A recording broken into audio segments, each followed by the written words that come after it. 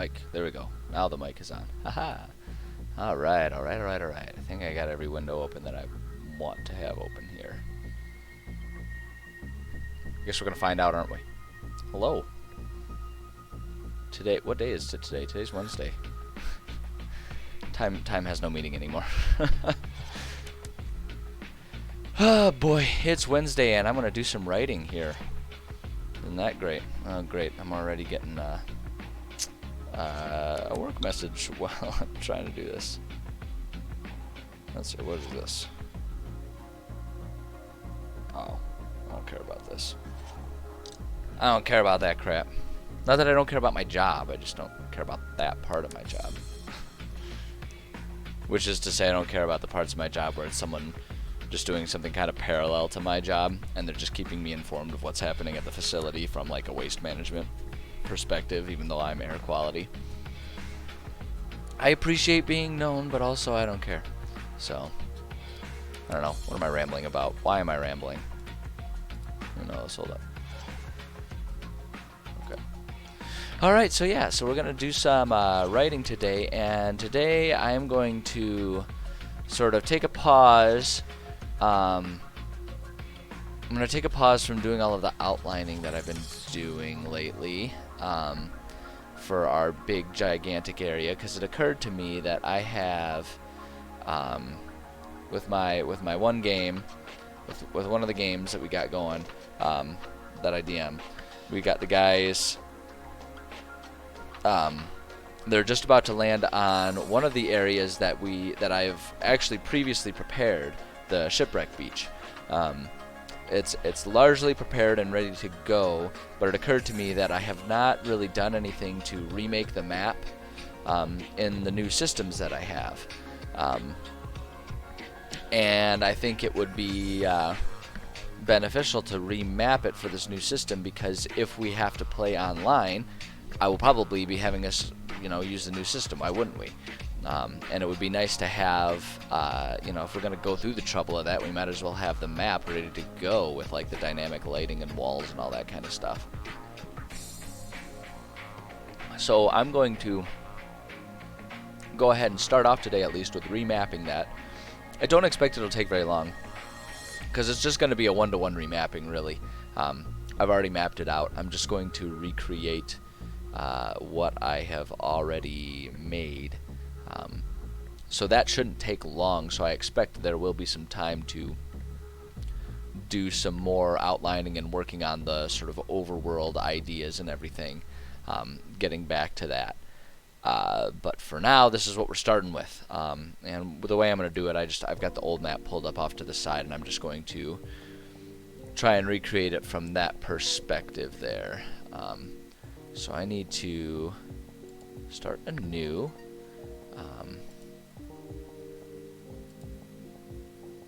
So the template I want to try doing that.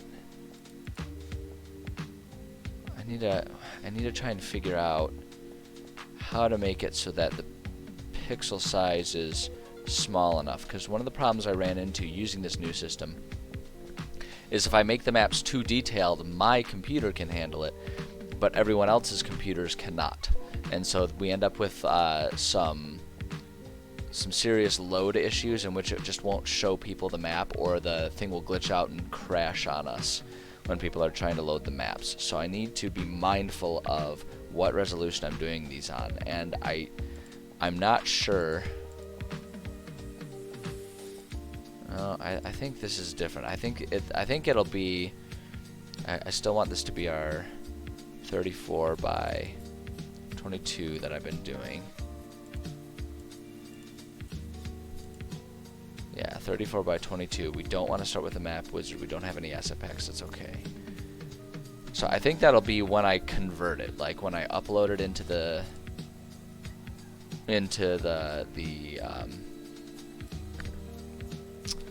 what am I trying to say? When I upload it into the Foundry format, that's when it will become relevant. I think here for now, though, just doing this, I think it is what it is. And then when let me see if I do export, grid lighting, Export mode, just for VTT.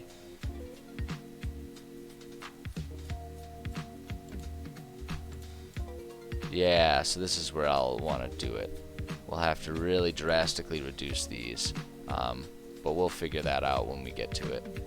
I'm trying to remember. I should have written down what the maximum pixel size was, but it was significantly less than what I've been doing. So we'll have to. At least for some of them, it was. I don't think it was really an issue for these ones, but I don't know. I don't know. We'll get to that. We'll get to that. For now, I want to. Let's see here. I want my water brush first. So we have kind of going along down here. Yeah, I want the water brush. We're gonna be, yeah, filling all this stuff in with some water here. And we'll just kind of make the thing a little not uniform, I think. Just because that makes it prettier. And then we're gonna just go ahead and make sure we fill in as close to here as we can, just so it doesn't look weird. Because I hate it when things look weird. I hate freaks. I'm just kidding. That's rude. That's mean of me to say. I didn't mean that. Right. And if we do sand here, let's see. We can just up the intensity here. I think that'll make it a bit quicker to fill all this in, because this whole thing, really, we want this all to be sand. Maybe getting some scrub a little bit. Getting a bit into the shrub, tree type forest stuff up towards here, because that's where we have some foresty areas. Material brush, I don't know, that's quite what I'm looking for here. What's that? Gold? Yeah, I don't need gold. Objects, if we do like a scatter tool for trees, maybe? Let's see what that does for us. So like if we have trees like that, maybe. Oh, here we go. Yeah, we want the palm trees. We want the palm trees for sure. There we go, yeah. And if we just do this, right? Is that doing the scatter tool? I don't think that's really scattering them very well, is it? I guess it kind of is. It's like rotating them around a little bit and stuff and making them a little unique. I guess I just kind of have to go kind of slow with it, right? So if we do something like that, I think that gives us sort of the sense of the edge of the jungle that's going on over there. We can maybe just add a little bit more to it. Find maybe some of these little brush things here, right? And do stuff like that. Although, shoot, I should have done that as a layer underneath these guys here. So we'll just do that to kind of mask the fact that I goofed it up. There we go. That looks pretty good. Maybe add a couple more right there just to thicken that area up. That looks pretty good. That looks pretty a-okay. So now we're gonna go with our building tool. And I think, oh wait, this is the polygon tool. So let's see here, we gotta go down. I'm gonna try and map this out exactly 1-to-1 here. So if we've got our, yeah. Okay, so we've got here, so 24 down, so that's gonna be going down. That's 1, 2, 3, 4, 5, 6. 1, 2, 3, 4, 5, 6. Oh, 6 and 6. That's nice and easy. How about that? 1, 2, 3, 4, 5, 6. So it starts off here. Perfect. Perfect. And it goes over 7. 1, 2, 3, 4, 5, 6, 7. Oh, look, it's got like a little position thing down there for me too. Ha! Isn't that spectacular? So we go over like that. Over 4 more. Down 3, over 2, down. How many down is that? Okay, see now I gotta figure out, because I've got a couple different stories, like a couple floors going on here. I gotta figure out how I'm gonna do that. if I want to make it all on one floor or if I want to do 2 separate maps. I think for this one, just because it's not like, because they're all meant to be intermingled and it's different layers, I'm going to keep with what I did before and have it all be one big layer. But either way, 1, 2, 3, we go down 4 here. There we go. And then we're going to go over here, up 2, over 2, and then up. There we go. Perfect. Perfect. And then we've got just a little 3x3 doodadder there. Boom. There we go. And we got another one that's over here. Just like that. That. So is that 3 that it goes down? Say, hey fanboy, how's it going? Yeah, so what I'm working on here is I need to remap into sort of the new tools that I'm using a map that I've already created. And it's a beach that's just basically full of destroyed ships. And so I'm just kind of recreating a map. That's why you see me looking back and forth a lot. On my other screen, I've got pulled up the old map, and I'm just remapping it for the new system. So that way when we play on Foundry in the future, because we're coming up on players interacting with this one, when we get there, it's ready on the new system. And so that's what we're working on today. Do that. I might need to edit that water a little bit, but we'll get there. We'll get there when we get there. One thinger at a time here. Yeah. Yep. Nope. They're coming up on it. And next session that we have, they'll be on there. And I wasn't really worried about it because, like I say, it's already made. But it occurred to me that it was made in a different format, a different system tool set than what I have previously had us working with. And so I want to have the new system ready to go. I'm wondering, hold on though, I'm thinking I got the scale wrong for these. Is that going up? Yeah. I did mess up. I messed up both of these. Oh, God, jeez. Let's see here. Yeah, well, we kind of already have moved to Foundry. But we had been using Roll20 in the past. But yeah. We're switching over to Foundry. And I'm really excited about it because from a DM standpoint, that saves me a whole lot of time and effort. Hold on a second. I got it. No, I do have it. I do have it right. I've got it right. It's right as it is. It's good. It's good. Okay. It's there. I might need to edit my trees just a little bit too. So 2 comes over. Oh, yeah, where does that go? 7? Yeah, goes over to there. Straight down and straight back over. There we go.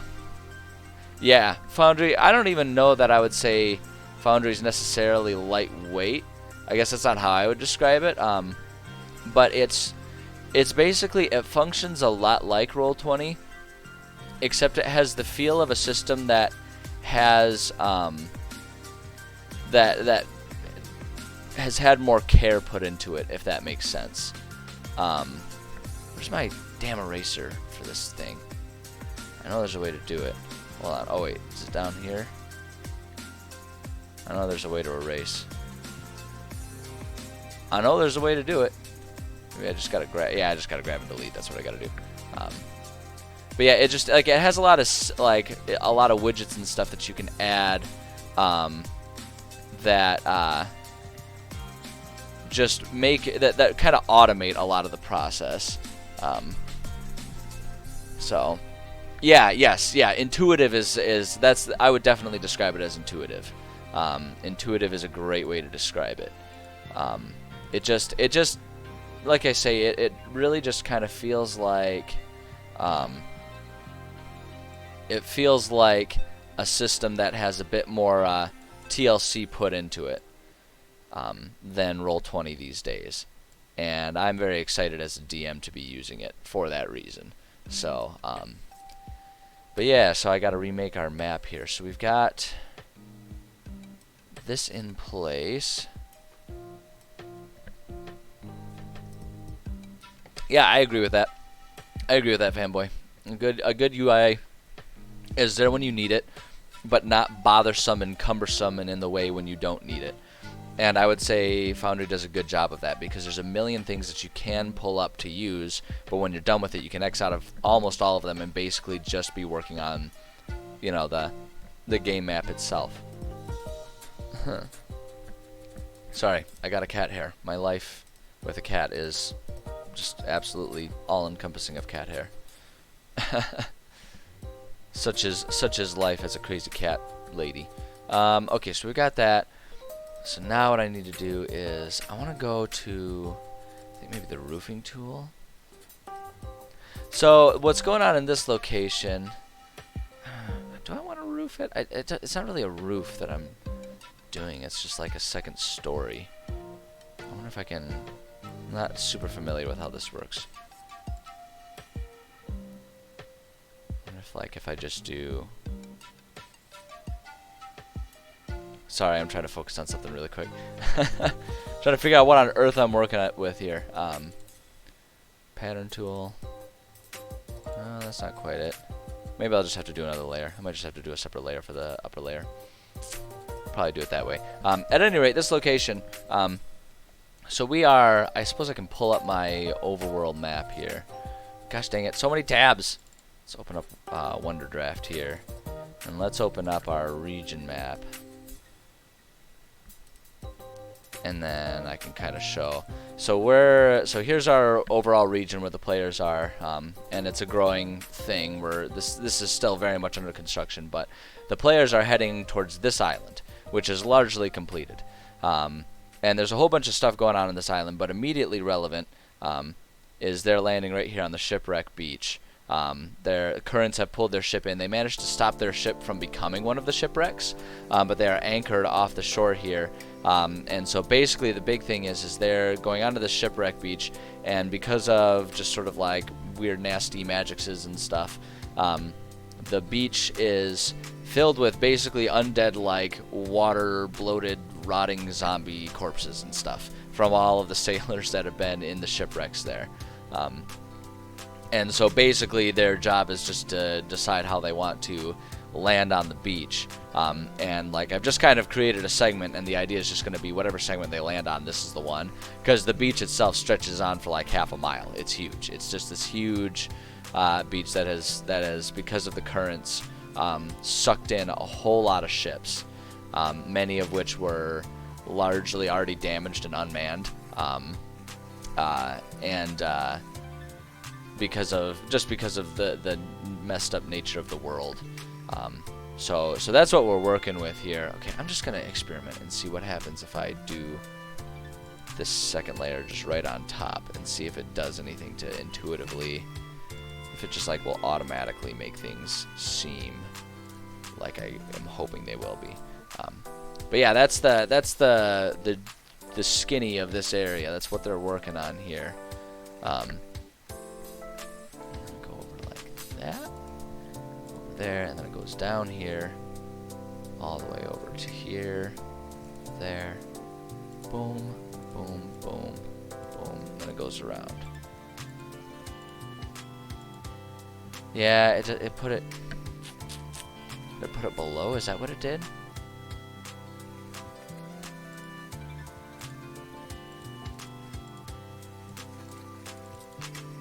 Let's see here. So there's clearly a levels option here. I gotta figure out how to do that though. I haven't spent a whole lot of time in this program yet. Level settings. Here we go. Okay, here we go. Create a level. Label new level. Let's see here. Upper level. We'll just call it upper level. That's all we need. Okay, there we go. So we can just do it this way. So upper level. Oh boy. Oh boy. Alright, let's just go to. Yeah, if we do it this way, this will be fine. This will work. I can make this work. I will make this work. Okay, so starts on 6x6.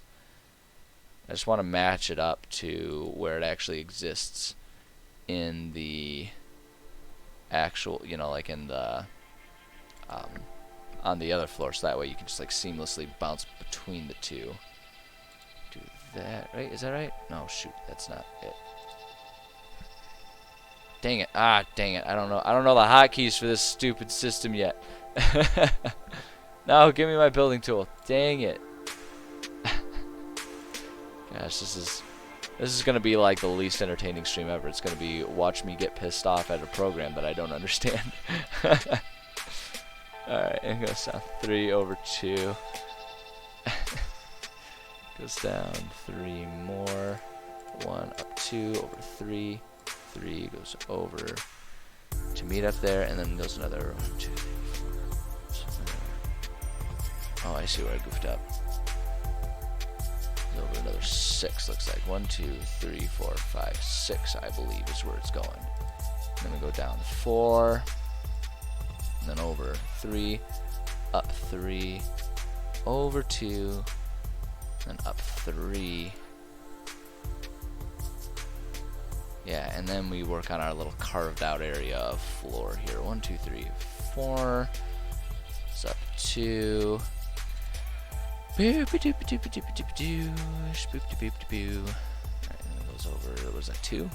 Yep, 2. Up like that. Down like that. Down like that. Down 2 more. Boom.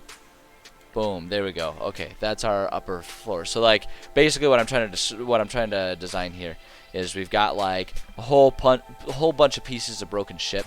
They don't look much like ships, right? Because I mean, I'm working with a grid scale, and it's, I don't know, I'm not a big fan of just doing like the freehand drawing over a grid scale, because then you just end up with a whole bunch of question marks like, you know, is that a legitimate square, or is that one not a legitimate square, you know? And even with this stuff, like these squares right here are kind of tough. Like I would say that's definitely not a legitimate square, but that one would be.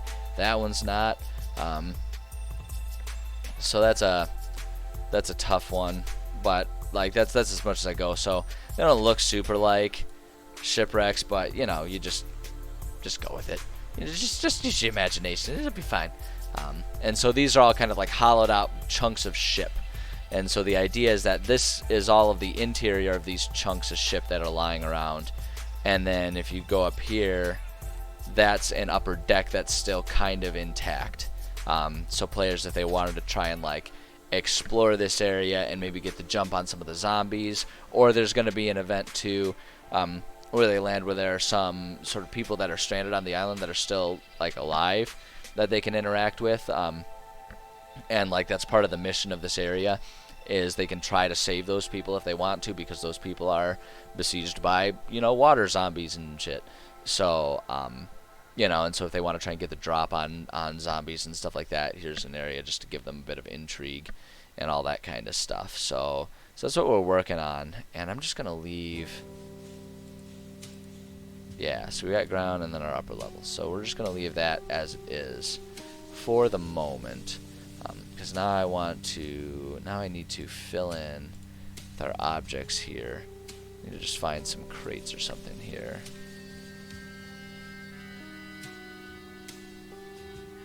Why is it giving me blood stains when I search for a crate? You know what? I'm just not gonna ask questions. We're not gonna dig too deeply into that. We're just gonna let the algorithms do whatever they do. Wait, what if I do barrel? Oh good, it gives us toilets. That's the same as a barrel.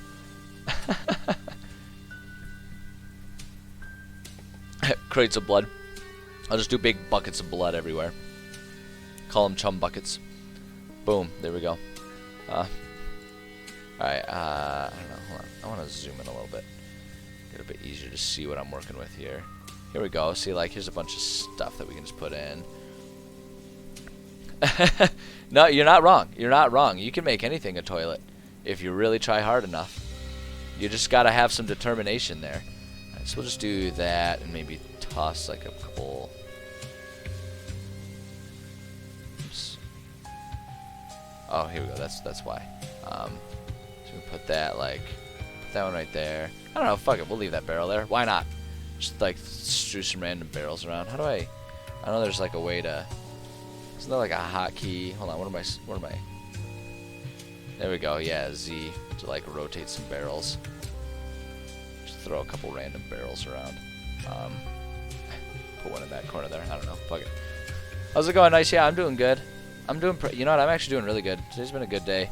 I decided to take a much-needed rest day from the gym. My body was feeling pretty beat up this morning, so I decided to take it easy on myself, and that has turned into a great decision because I already feel much better. Feeling much, much better than I was when I first woke up. Far fewer aches and pains. So it was a good decision. It's always a hard decision for me personally to take a day off from my workout routines and stuff, just because I have goals that I'm so determined to try and meet. But I'm well on pace for said goals. So I decided that today was a good day to just take a rest. And I'm glad I did that. I'm glad I did that. So I'm doing all right. I'm doing all right. Hope you can say the same. Let's see here. Put that. I don't like that it's poking out.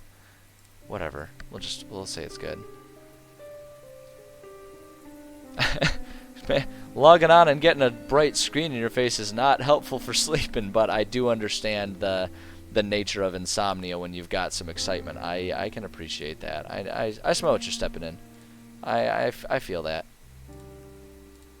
Alright, so there we go. So we just got some random, and we're just gonna like throw some random like barrels and shit around here on the outside too, because it's a shipwreck. Everything's everywhere. It's all kinds of a mess. It's all kinds of a mess. That's the whole point. It's the whole point. Whoops. A little too zoomed out there. Alright. Yeah. That looks good. I don't know. We're gonna put like another barrel there. Why not? Why not? Why would any of the barrels be standing upright like that if it were shipwrecks and everything was getting jumbled around? I don't know. But we're just not gonna ask questions. We're gonna let our imagination take over. Okay. Now, the one thing that I do need to do I have... there's got to be a way to delete wall space. Because, like, I could just put doors, and I might just do that. Just put in doors and have the doors all be open within Foundry when players get to it. But it'd be more fun if there was just actual gaps in the wall. Hey, Spooky, how's it going? Let's see here. Oh, nice. What do you got? Skull Lord, modified stats. Skull Lord is polymorph of Blue Giant. Yeah, that's right. You were mentioning that. You were mentioning the polymorph there. You were talking about that the other day. That sounds really awesome. What am I working on? Spooky, I am working on remapping the shipwreck beach that I had previously mapped out, and we're doing it in Dungeon Draft. Because Dungeon Draft, this is the program that you can, the mapping software that you can directly,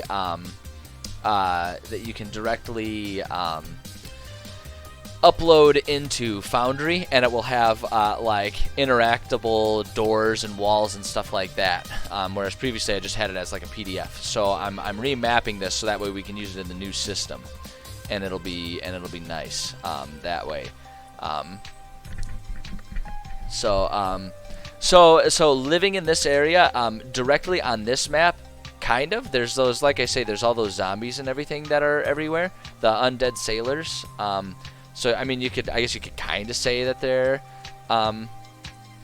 that they live there.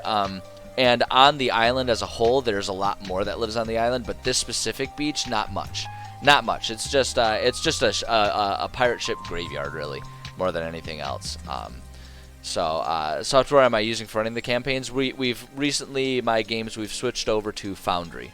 We were previously using Roll20, but Foundry, now that I've got a computer that can really handle some heftier software on my end, we've switched to Foundry, just because it's a much smoother, much more intuitive system for DMing. I have heard of Astral. I've not used Astral.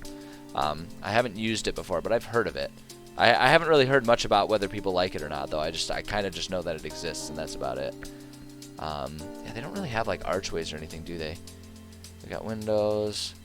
I just wish that these were like they had like archways or something so that I could just mimic holes in the ship, because that's really what it is. They're just big holes. Just big holes. There's got to be a way. Hold on. I'm going back to the walls. There's got to be a way. Okay, here we go. Alt. We can just erase chunks of wall. Oops. Hold on. Hold on. Okay, okay. Hold on. Hold on. Hold on. Hold on. So if we want to delete.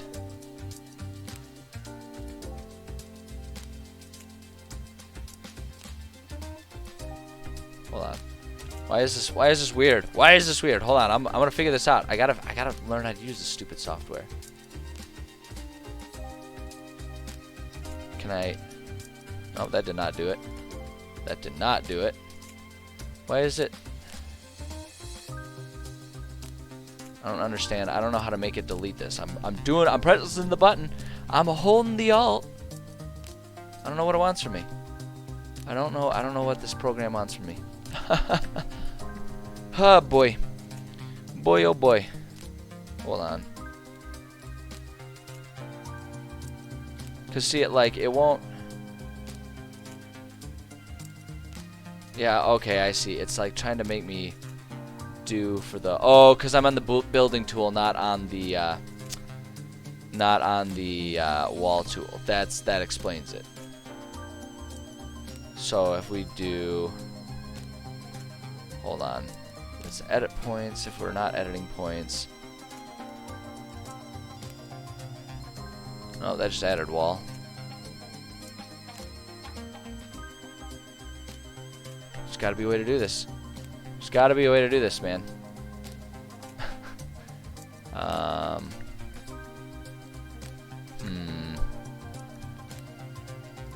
Is it? Do I edit the points or something? Delete or backspace to remove a point?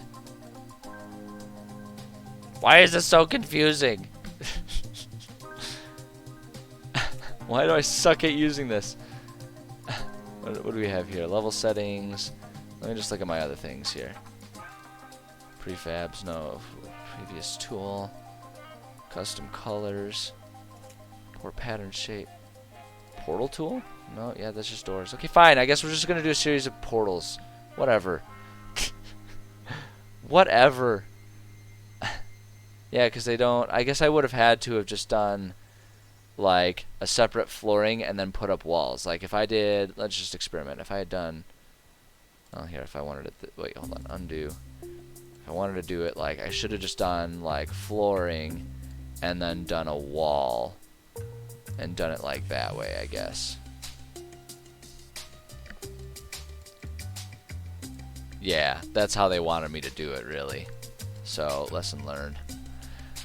Lesson learned. I'll do that for future, but right now we're just gonna put in some doors and portals and call it good that way. That's sometimes, even though a nail would do the job better, sometimes the best you can do is just pull out the duct tape and patch it. You know, that's right there. That right there. Hey, Inflatable Cat, how's it going? Good to see you here. Let's see here. Yeah, so we'll just put in some freaking doors or something, I don't know, and I'll just remember to open them. I'll just remember to open them up when when players get to those areas. If I just do that, see, that's kind of simulating it. I'll just have to remember to click. Once I upload it, I'll have to sort of click and manually open them all. So I just want to add just some big gaps in everything here. We'll do that. Let's see here.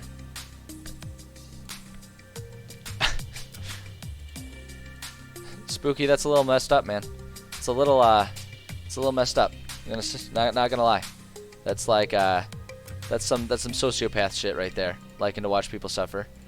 Although Dark Souls is pretty awesome, so I can't fault you there. There we go. You can, yeah, of course you can. You can ask whatever you want, Inflatable Cat. I don't promise that I'll answer it. But you can ask whatever you want. No, I will always try to answer questions as best I can. Although if you're looking for wisdom, I don't know what kind of wisdom I can offer. Alright, there we go. So there's just some big gaps with lots of doors. I'll just have to pre-open those. Let's see here. Alright. So that gets us our doorways. What else am I missing? What haven't I done yet? What haven't I added from this map that I'm supposed to have? I think that actually kind of covers everything. Because then we've got our upper level here. I suppose I can just, for the sake of interest, let's do our object tool. It's just to make it interesting. We'll go with our crates here. I don't know. Look at plate. Okay. All right. Drowned body. That's the same thing as a crate. Although actually a drowned body. I like that they gave him a little butt crack. Do you see that? He's got a little butt crack. Oh boy. Okay, let's see here. Let's put like a couple random crates strewn around. And maybe one right there. There we go. Let's see here.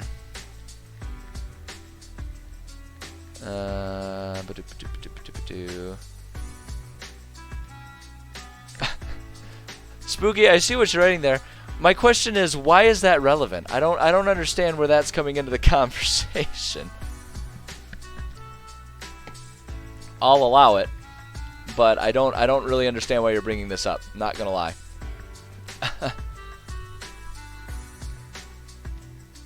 So you're running Curse of Strahd, and you're asking how to corrupt them. So I've not personally run Curse of Strahd myself. So I don't know if it has like specific specific mechanics that it wants you to do for corruption. I'm not super familiar with Curse of Strahd. If you're asking just from like a role-playing perspective and how you corrupt them, I would say just think about what your characters' backstories, or what your players' characters' backstories are, and just present them with different temptations, right?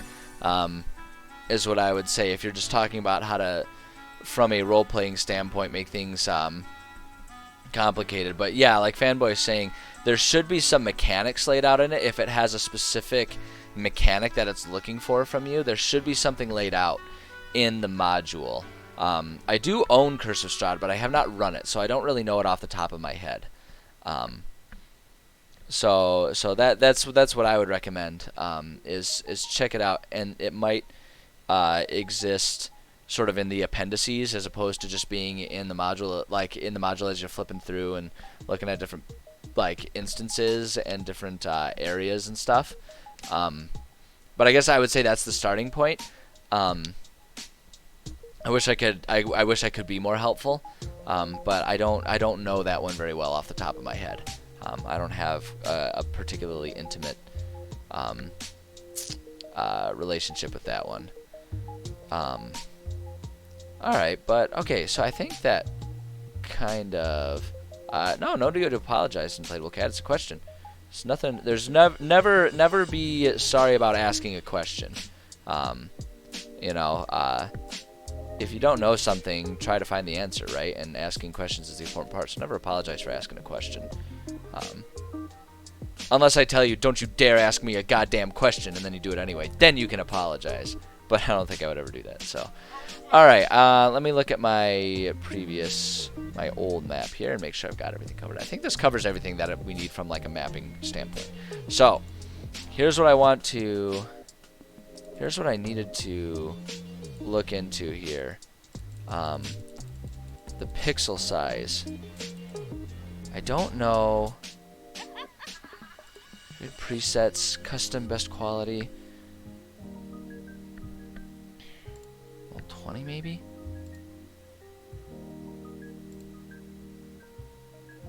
I gotta experiment with the I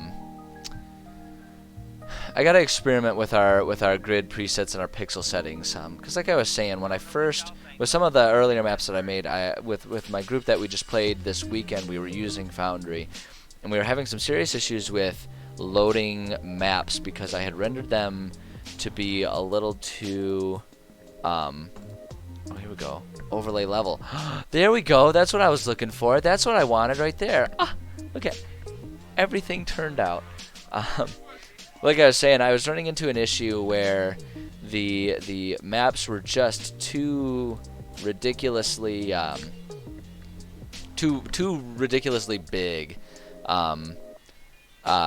for Foundry to easily allow everyone to load everything up. Is sort of the issue we were running into. So I'm hoping doing it if I change. What are these? No, we don't want that. Optimal halved. What's best quality? Yeah, I think I was doing best quality before. It's commercial print. Yikes! No, that's way too much. Roll 20.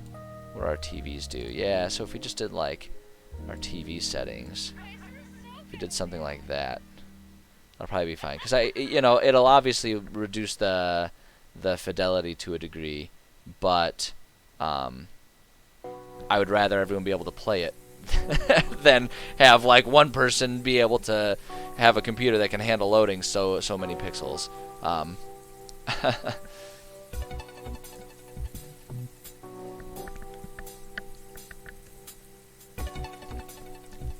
Alrighty. So yeah, we'll try. Well, let's try the roll 20. Because if we're presetting things to roll 20, I know nobody had any issues loading up any maps that I put on roll 20. So if this is made for roll 20, we'll just assume that it's in. That's 70 pixels.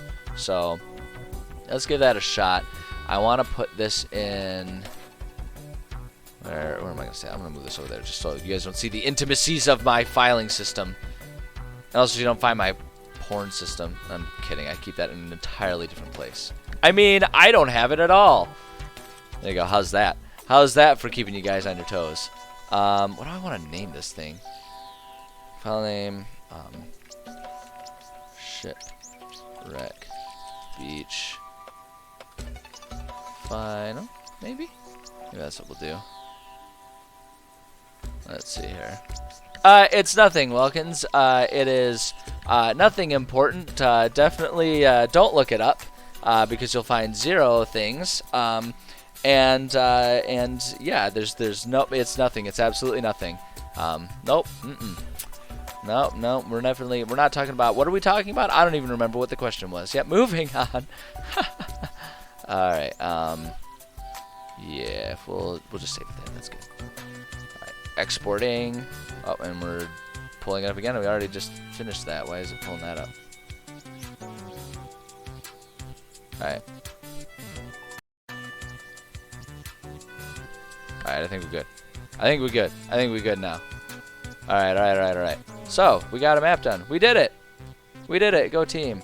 I'm also just going to save this from a mapping standpoint. I'm going to put that in the same place. Shipwreck Beach. Save that ish. Okay, there we go. Cool. Alright, so we did that, and that was the big thing I wanted to get done today. And I've still got like a damn hour left back on the stream here, so. Well, shit, now what do? I have an idea. Let's do exactly what I've been doing for like the past 2 weeks and continue outlining this area. The overarching area. We can close that out. I saved that. And keep working on this area and actually I actually do genuinely really want to work on this because we're getting pretty close to having this area pretty much finished, and so I want to finish it. I don't know. There wasn't a grand statement there. I guess that's just it. I want to finish it. So let's do it. Let's frickin' do this. Oh yeah, here's all of our notes on the Shipwreck Beach. This is what I was referencing. This was the old one that I was working off of, in case anyone was curious. Which, it's not that exciting. Okay, that's right. We had the Sea Hag, the good old Sea Hag for this whole area, and the guy who's still in love with her. God damn it, because she's his wife. It makes me think of the end of Shaun of the Dead, when they're going through all of the news articles after like the zombie apocalypse has sort of like been reined in, and there's like the woman on the talk show, and like they have her husband who's been zombified in like the cage next to her, and like everyone has these horrified looks on their faces, and she's like, well, I know people think it's weird, but I love him and he is still my husband. And then like the host is like, so do you sleep with him? And then he changes the channel. It's beautiful. Comedy gold right there. Comedy gold, and my retelling of it is easily as funny as actually watching it. Welkins, there might be a way to, sorry, hold on. Hold up. I need to check this email super quick. Stupid day job. What is this? What is this? Oh, no, never mind. That's not as important as I thought it was going to be. Okay. There's probably a way to import like a PNG from Asgard or something into this area. But they're primarily different functions, and the way this program works is it largely has you start from scratch to make a map. And I was worried that bringing in the whole areas would just end up not being smooth, so we remade the map. And the big thing for redoing this whole area is because the grid scale, the way the hex grids lined up on this area was different than on Asgard. And so I'm basically just basically the hexes cover a whole lot more area. So previously the hex pretty much only covered this island, but now we've got this whole area that the hex covers. And so rather than having just this big wide swath of empty map by like stubbornly sticking to like, well, this area is done and it had the island in there, I was like, well, screw it, you know, I wanted to map out all of those other hexes anyway. And so we're basically just adding to, like, we've already got all of this stuff mapped out, and that's what you see, like all of these little tabs here was all the previously mapped out stuff that I am eventually going to just cut and paste into there, but I'm keeping them separate so that way it's easy for me to visually figure it out. So that's kind of the reasoning behind it. Also because I just really like making stuff, and so I don't mind starting from scratch sometimes. Because I think it's fun and I enjoy it. So we got the Sea Hag, and this is going to, so let's see here, for our actors here, we have the Sea Hag. Oops, actually what I want to do here. Yeah, exactly, fanboy. If we're just having fun with it, then it's like, you know, who cares if I'm making more work for myself? Ultimately, this is like more than anything a hobby. Like I have no income, no, you know, way of life tied up in this. This is just 100% for my enjoyment. So, you know, like, fuck it, right? Alright, so, the Sea Hag. Okay, so, let's see here. She was once, I don't know, I haven't thought about, oh, that's right, I forgot, I was being super snarky when I wrote out the side parts of this. I mean, just listen to this. A man and his wife were out treasure hunting when they came across some mysterious object. The husband thought it was bad news, but the wife thought he was being a little bitch and went and grabbed the object. The object was, of course, cursed, and it turned her into a sea hag. The husband ran away because he's a little bitch, but he feels bad and is convinced his wife is still in there and can be saved. He will reward players handsomely if they can find her, capture her alive, and bring her back to him so that he can heal her. I forgot I was being real sassy when I wrote that. Okay, so she was once a treasure hunting. I don't know what. See, now here's where we can have some fun. I have yet to specify what race she was regarding like human, elf, anything like that. So we can have some fun with this. And I'm immediately thinking, how entertaining would it be to have a sea hag, but like a gnome-sized sea hag? So it's just this tiny little gremlin, basically, that just like runs around and does sea hag stuff. Half elf, half orc. Ooh, a half orc one would be pretty cool. I also appreciate your use of the word rad, because I use the word rad all the time, and I often get looks like, "What the fuck are you saying?" And I'm like, "Fuck off. The word rad is rad, and I'm gonna keep using it." I like the idea of a half orc. I do like the idea of that.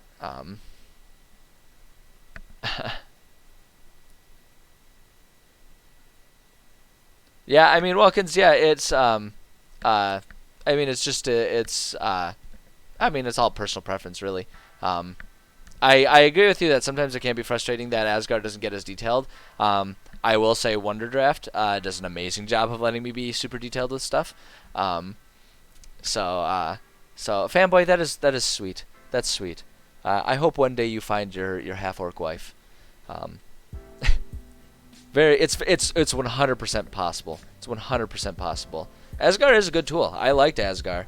The like I say, the thing for me is I just wanted to be able to have a bit more control over it, and with Asgard being 100% web based, there were a lot of limitations that existed because of that. And also always the risk of, like, it always felt to me like it was much more precarious. Um, um, because if you lose the link to your specific map because it's web based and it as a baseline will randomly generate stuff. Yeah, I mean, even just clearing out your cache, if you didn't have the specific links saved, you could lose everything that you made and it would just be gone. And that was one of the big concerns I had for it.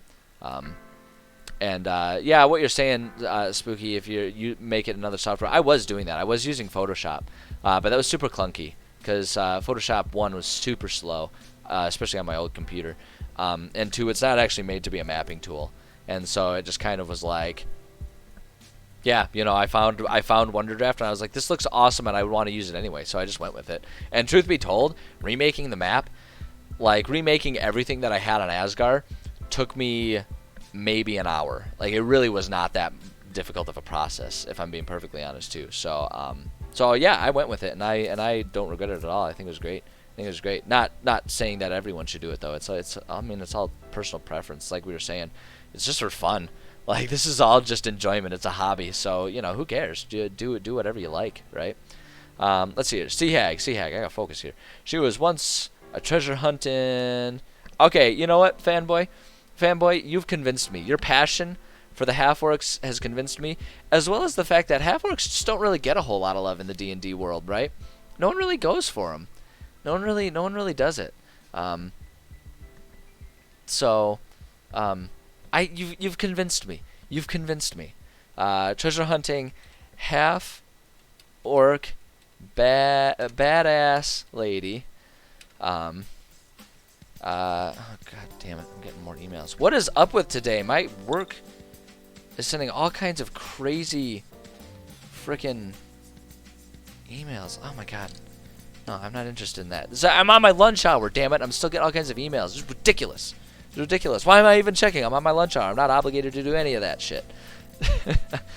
Alright, she was once a treasure hunting half-orc badass lady, but was turned into a sea hag when she... That's, like, kind of fitting, too, right? Like, if we make her husband just, like, this meek human dude, and, like, he was in love with this like, half-orc lady, and she's all, like...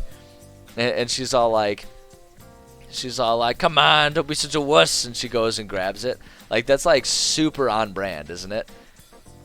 Hairdresser, styler. Oh yeah, okay.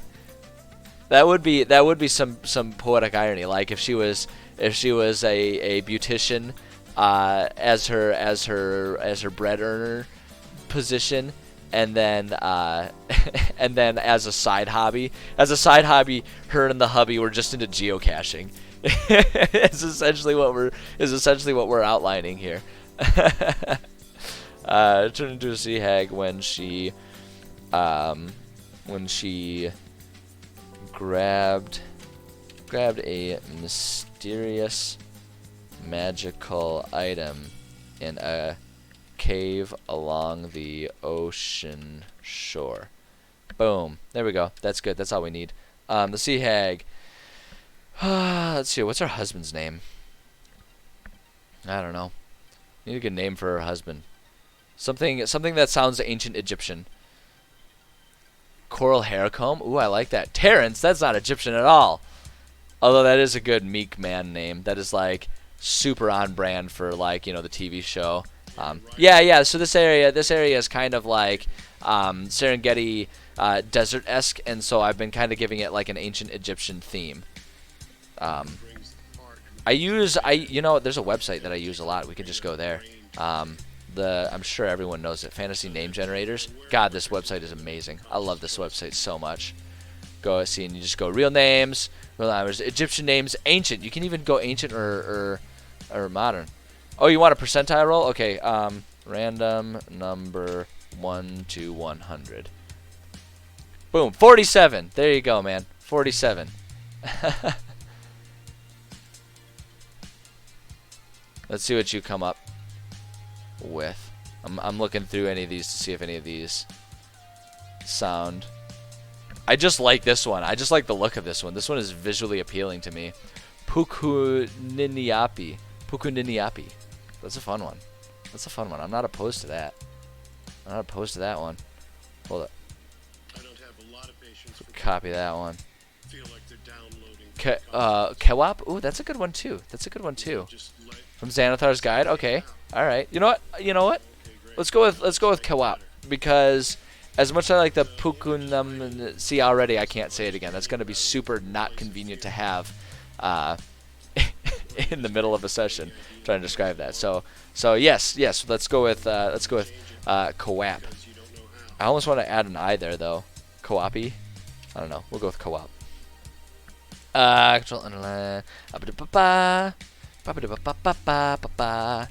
The sea hag's husband. He misses his wife and wants her. I should like use those. I have Xanthars. I should pull that out more often.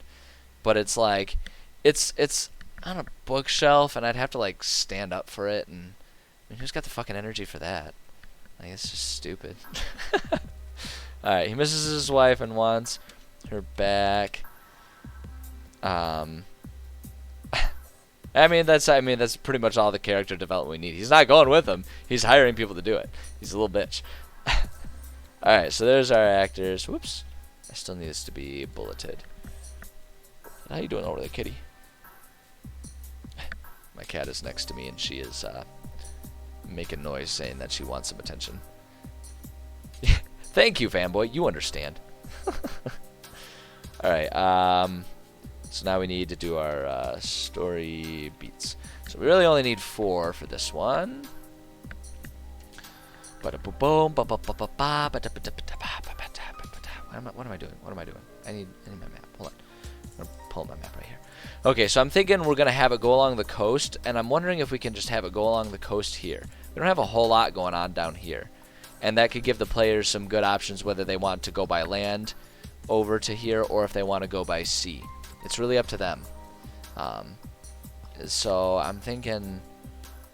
what I'm thinking is maybe the original cave was over here, but she's like migrated and has moved further along and is maybe living on one of these little islands or something.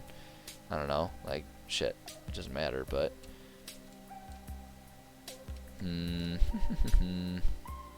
Oops. Too far. Yeah, because we're getting kind of chock full up along this coast here. I like spreading it out because I like making my players like explore the whole map. Can use this whole area for ocean at some point in time, but we'll get there. We'll get there. Maybe one of the other missions.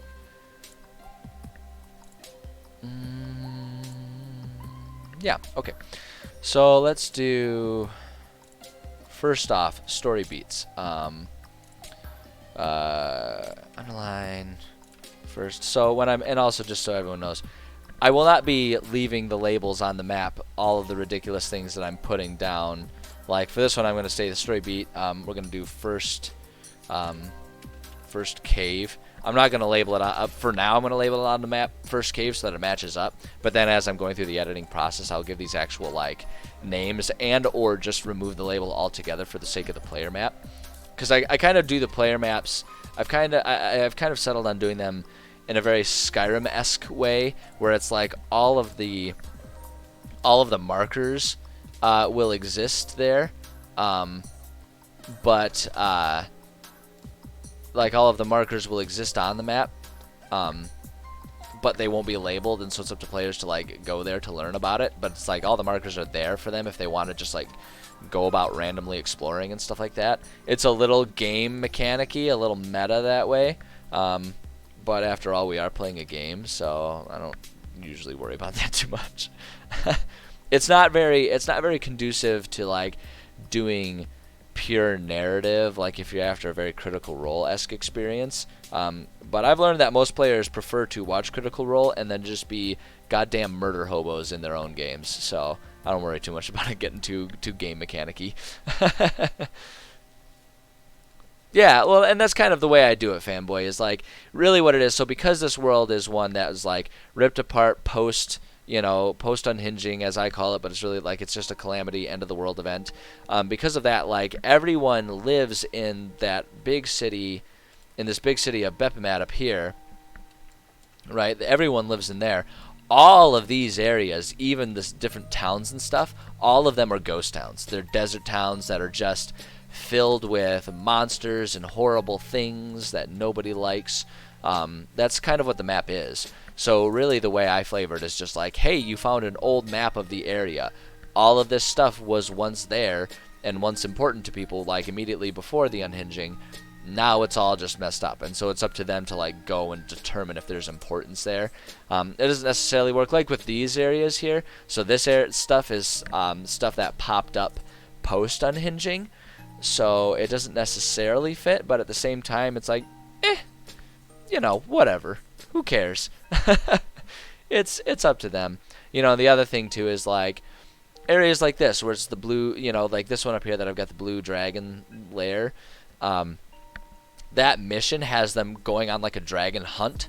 So it's like the dragon exists there, but they don't know that it lives there.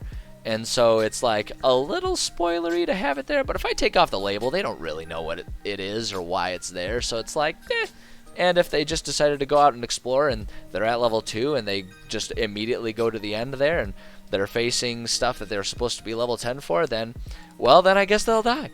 And I usually don't worry about that too much. My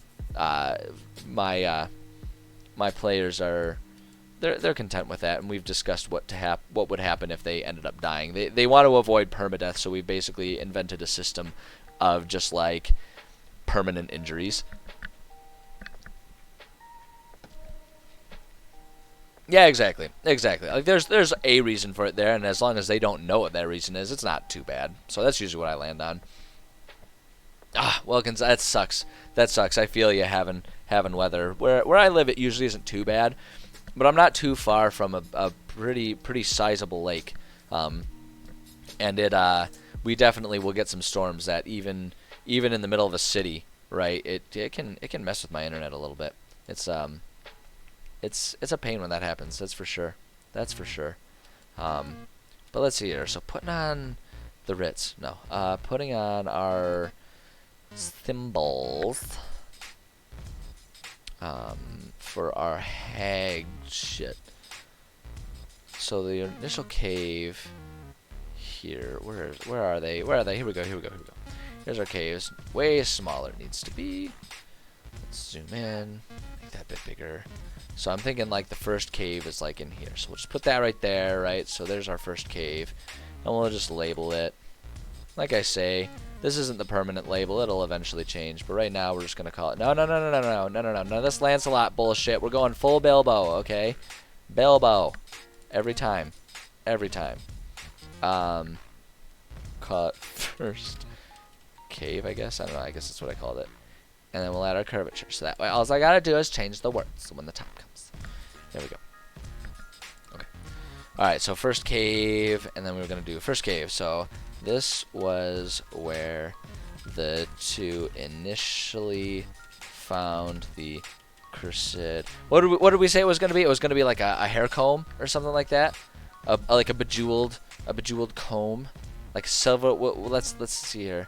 They... came across some mysterious I'm gonna call it the bejeweled comb. Just gonna do it. Some mysterious bejeweled coral. Oh yeah, bejeweled coral. Jeweled coral hair comb. I like it. I dig it. I dig it. Cause see, and like that's the kind of stuff that I love putting in my world. Just random things that like once you interact with them, clearly there is some like some like really deep, rich history around this comb. And maybe over the course of this mission, I will just plant little bits of lore here and there for them to maybe learn about the comb. But ultimately, it's just going to stay a mystery. And I love that type of stuff in my world, right? I love having things where it's like there's clearly a reason for it. And if they go searching, they can find it. But ultimately, who made this? Why did they make this? What was the intent behind that? Is just going to be unknowable. And I love doing stuff like that. I love doing stuff like that in my world. I think that makes it feel so rich. Grab the comb. The comb. Of course, Kirsten turned into a sea hag. The husband ran away because he's a little bitch, but he feels bad because. Okay. She grabbed a mysterious magical comb in a cave. Yeah, there we go. There we go. Found the cursed comb. Let's see here. The hag wife is no longer here.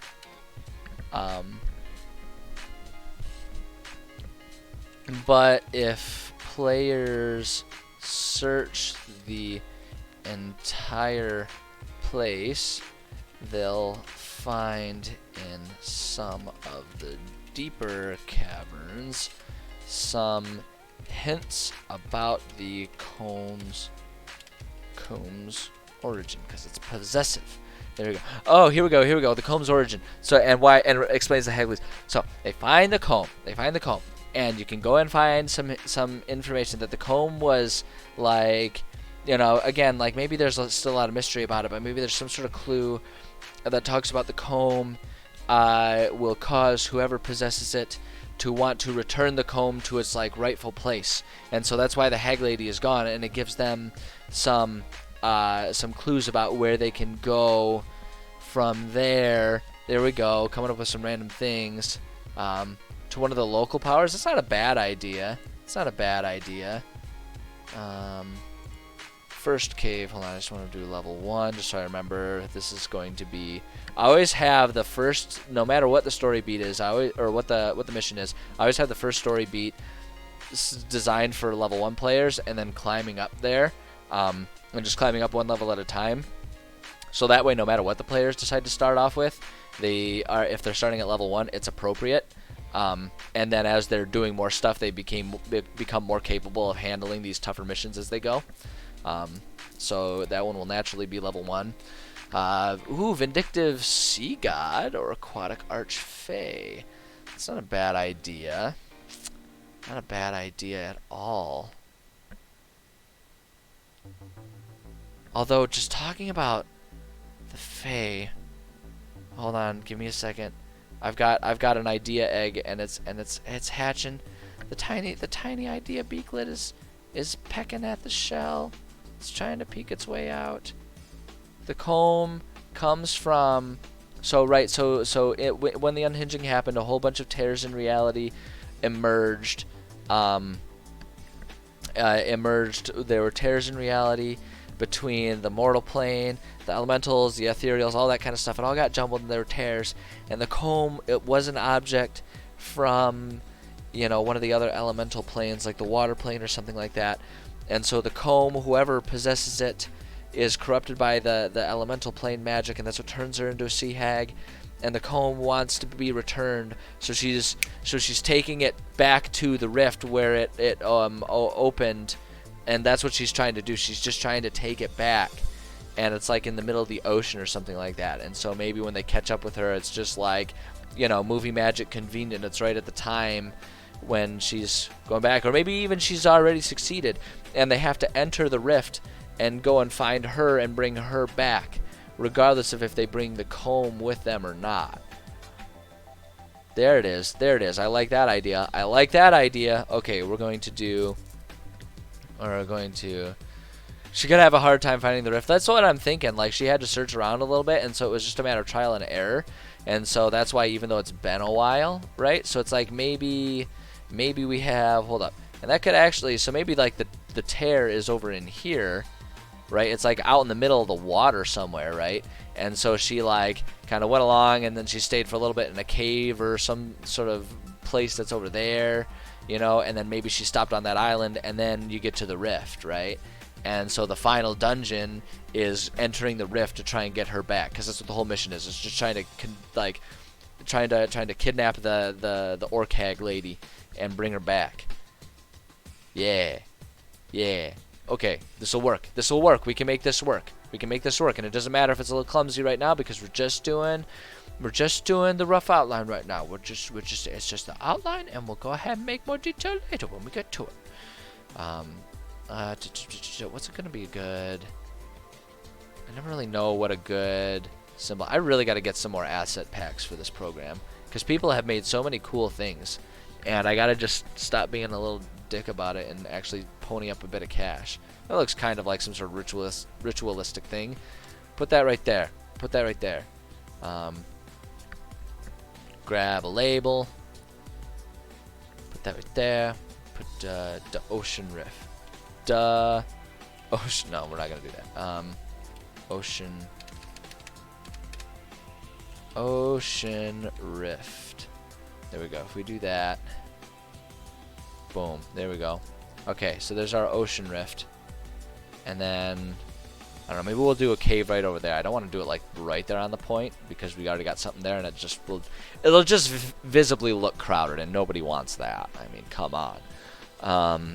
Let's see, there's symbols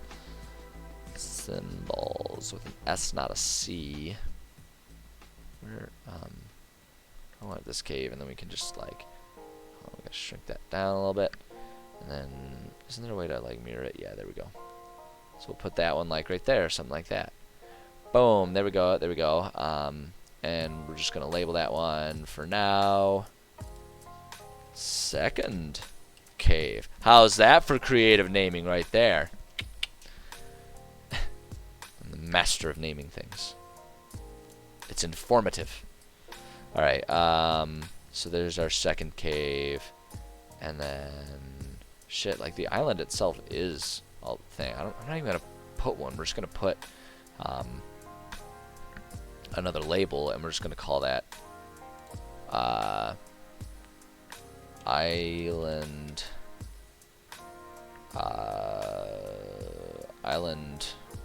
I don't know, wait, hold on, island midway stop, Midway Island. That's an actual place. It's canon. Oops, nope. No, I don't want that. I wanted to just like move this one, but I guess I'm not moving it. I guess it's gonna be where it is. I don't know. I don't know. My move it around stuff is gone. Yep. Okay. Well, I guess that one just stays where it is. Unless I can. Yeah, we can kind of do it that way. There we go. That works. Okay. So those are the places. We're gonna go here. Okay. Second cave. That's level 2.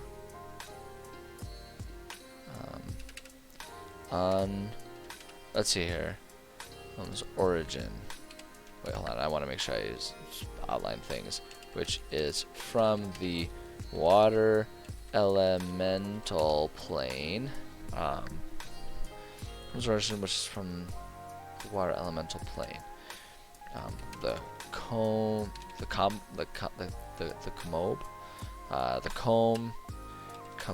is, yeah, compelling the hag to return it to its plane. Wait, no, hold on. To its proper plane. It's compelling the hag to return it to its proper plane. And so she has left to find the proper rift to the proper, or the proper, the proper rift to do exactly that. Boom, there we go. Okay.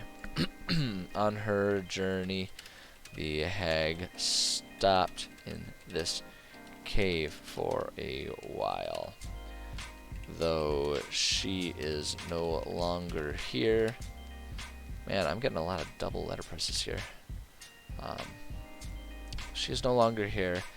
Hints of her journey and purpose can be found alongside the coastal monster. Why am I adding so many extra O's? I gotta toy around with the key here. I think the keycap might be a little sticky. The coastal monsters that live in this cave. Island Midway. Whoops. Nope, not Command P. That's not what I want. That's not what I wanted. Island Midway. What did I call it? Midway something or other? Island. Where am I? Island Midway stop. Okay. It needs to be consistent. It needs to be consistent. Island Midway stop. Because if it's not consistent, how will I ever know what I myself created? Level 3. Oh boy. Boy oh boy. Boy oh boy oh boy.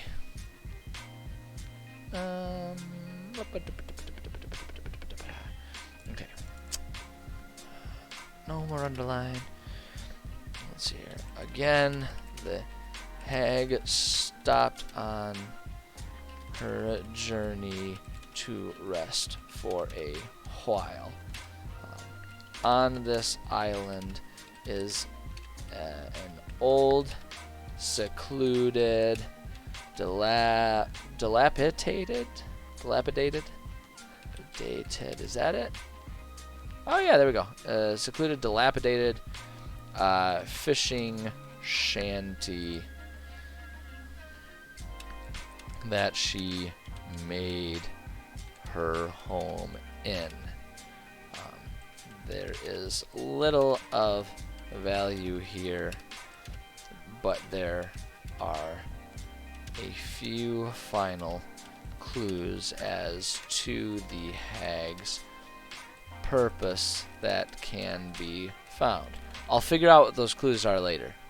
But I gotta, you gotta sprinkle the breadcrumbs, right? You gotta dangle the carrot in front of the players' faces so that they know to keep going. You gotta make sure they know. You gotta make sure they know what's up. Yeah, and then the final one is Ocean Rift, and that'll be our level 4 thingamadoober.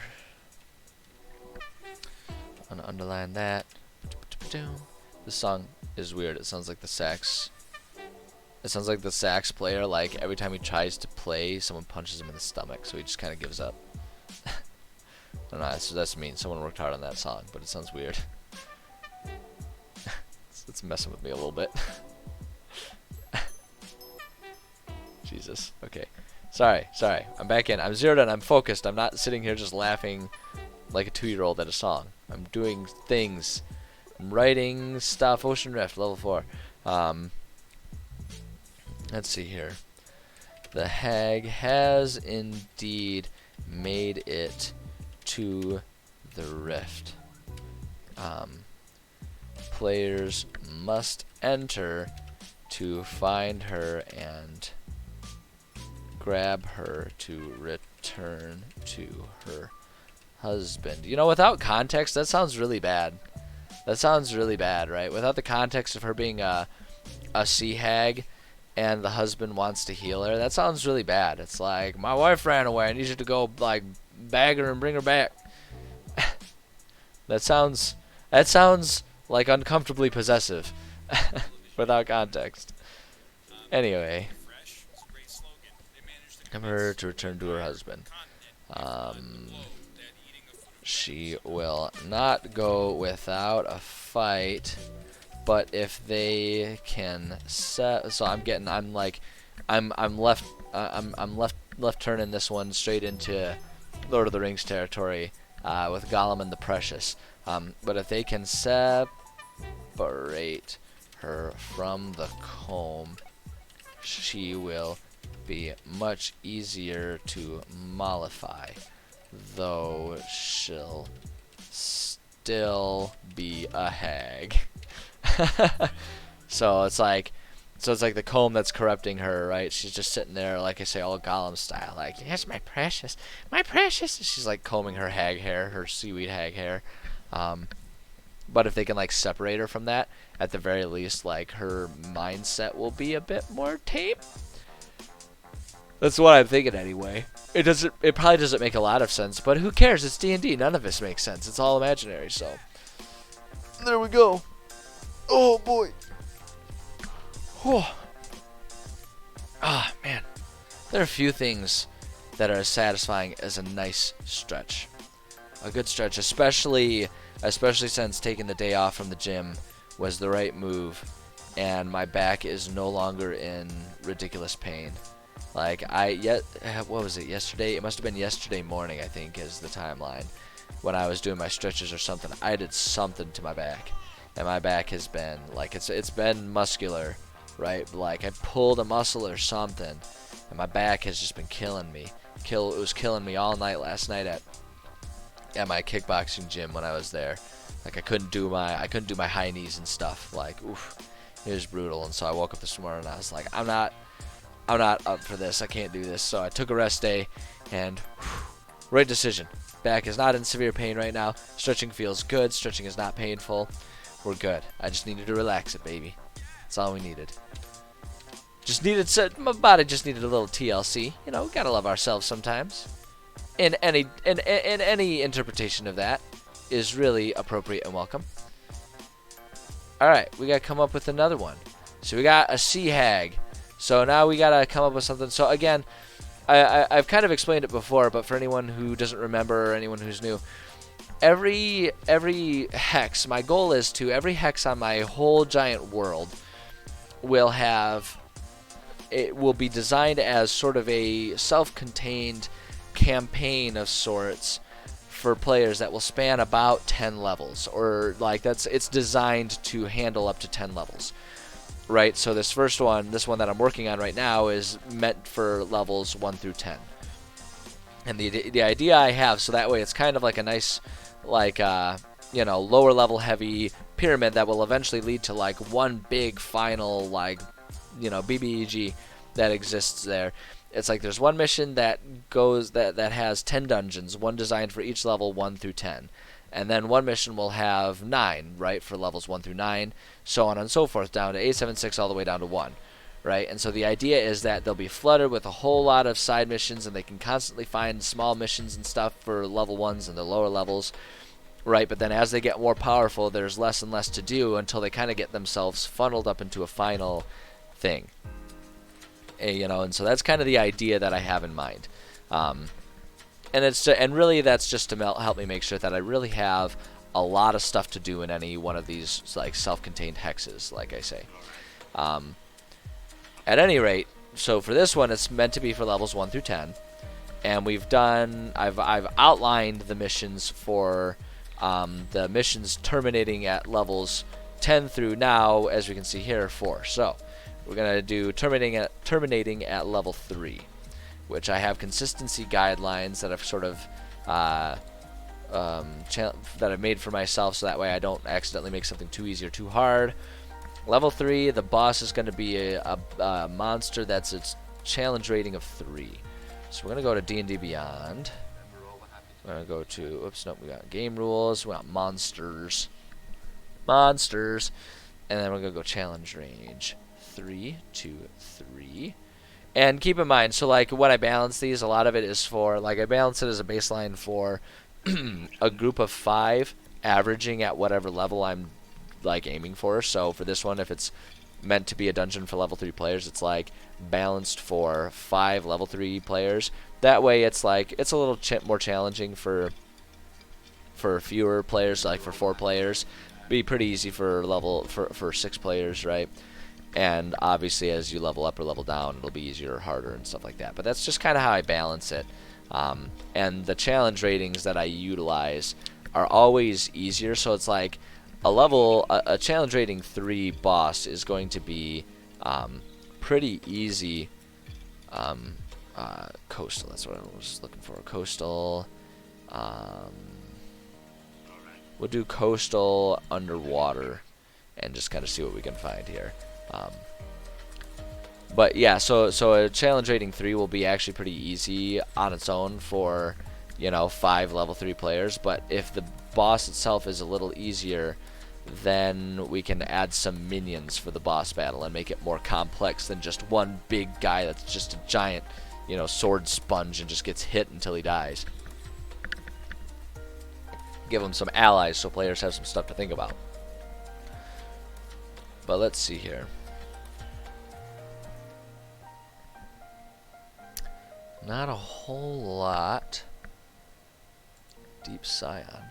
That's not a bad one. I kind of like that. Kind of like that. Hum hum hum dum dum. I'm thinking. Okay, so I'm thinking we'll go with a nice Deep Scion here. What does it say about these guys? Spies from the sea. Deep Scions began life as people who were stolen from shore or saved from sinking ships and offered a terrible bargain by an undersea power. Surrender body and soul or drown. Yeah. Shape changer. Can use its action to polymorph into a humanoid piscine hybrid form or back to its true form. Statistics other than speed are the same in each form. So, okay, what I'm immediately thinking here is I'm looking at this ugly sumbitch. Right? I'm looking at this dude, this predator-looking motherfucker.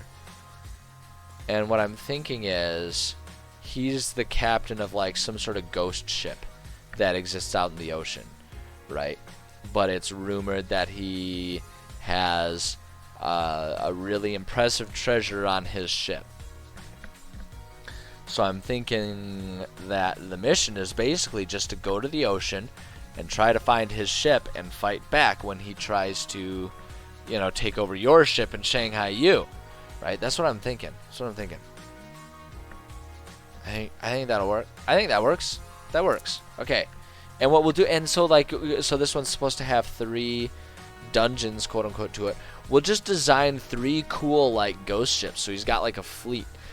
And so players just have to kind of find out, like just trial and error, go through a couple other ships until they find his ship, right? Yeah, I can do that. I can do whatever I want. It's my world. But I'm gonna do that. I'm going to do that. That's a better way to say it. I'm going to do this, and you can't stop me. The Deep Scion. Boom. There we go. So the Deep Scion, level 3. All right. It is rumored that a ghost ship sails the region, hunting for treasures and taking them. Fanboy, if you're gonna quote Queen at me, I gotta tell you, there's a good chance that "Don't Stop Me Now" is my favorite song of all time. I will never change the station or fast forward through that song when it comes on. It is one of my favorite songs ever, and so, you know, it's meaningless, but brownie points to you. I love that song. Faux damn show. Let's see here. Anywho. See, like, I don't even need to actually hear it. It just, if I read it, suddenly, like, that song is now going through my head, and I'm thinking, like, I just want to dance to it. God, that's a good song. That's a good song. Let's see. It's rumored that the ghost ship sails the region hunting for treasures and taking wealth wherever they can find it. Dance break? You don't want to watch my dance break. You don't want to watch my dance break. Like, you know how usually, like, kids are embarrassed by their parents when they dance? It's the opposite for me. Like, my parents look at me and they're like, what the fuck did we spawn when they see me try to dance? It's bad. It's bad. Dance is already broke. Mine was never intact to begin with. My dance is shockingly similar to the Numa Numa dance. Hey, Mr. Buddha, how's it going? Let's see here. Yeah, no, dancing is not my forte. I can play instruments, and I love music, but dancing... And it's weird, you'd think I'd have the coordination for it because I do martial arts, right? Martial arts is definitely in my wheelhouse, but dancing just doesn't do it for me. I'm just not there. Let's see here. It's rumored that a ghost ship sails the region hunting for treasures, taking wealth wherever they can find it. There is little... well, you know what? Find it. Anyone who can find the ships and take them over. Well, here, actually, not Ghost. We'll just keep it as a ship, and it'll be a surprise that there's multiple of them. Aha! Anyone who can find the ship and take it over. Anyone who can find the ship and take it over is welcome to enjoy the monetary spoils. Spoils. Yeah, I gotta check my my O key. I think my switch is like sticking or something in there. Welcome to enjoy the monetary spoils. Of course, it's never quite so easy. That's right. That's right, fanboy. It is the booty. I go nuts for the booty personally, cause I like money. Let's see here. So, Mr. Buddha, obviously, when you're saying you've got your bass in hand, you know, I think it's pretty obvious that you're speaking of an instrument. But given the absurdity of the English language, I can't help but envision you just sitting there, like just sitting there watching Twitch, just like holding a fish, right? Holding a bass, just like a nice big largemouth bass, just sitting there, like, yeah, I got my pet, just watching some Twitch. It's cool stuff, and it's like the fish is totally chill with it. Like that's, I don't know. I'm in a weird place mentally today. Of course, it's never quite so easy. Turns out the Scion captain doesn't just have his... you were talking about the fish. Gotcha. Well, there you go. Isn't that normal? I mean, no, but you do you, Mr. Buddha. I'm not gonna question the Buddha. Like, I'm not. Who am I? Who am I to question? Right? That would be awfully arrogant of me. Turns out the Scion captain doesn't just have his ship, a small fleet of ghost ships. The hunt is on to find the flagship, and steal the gold. I'm not gonna do that. I'm just gonna call it the gold. Boom. There we go. Yes. Okay. And then we're just gonna do for the actors here. So, actors. Oops. Yeah. No. Actors. That's what I've been calling them. The Scion captain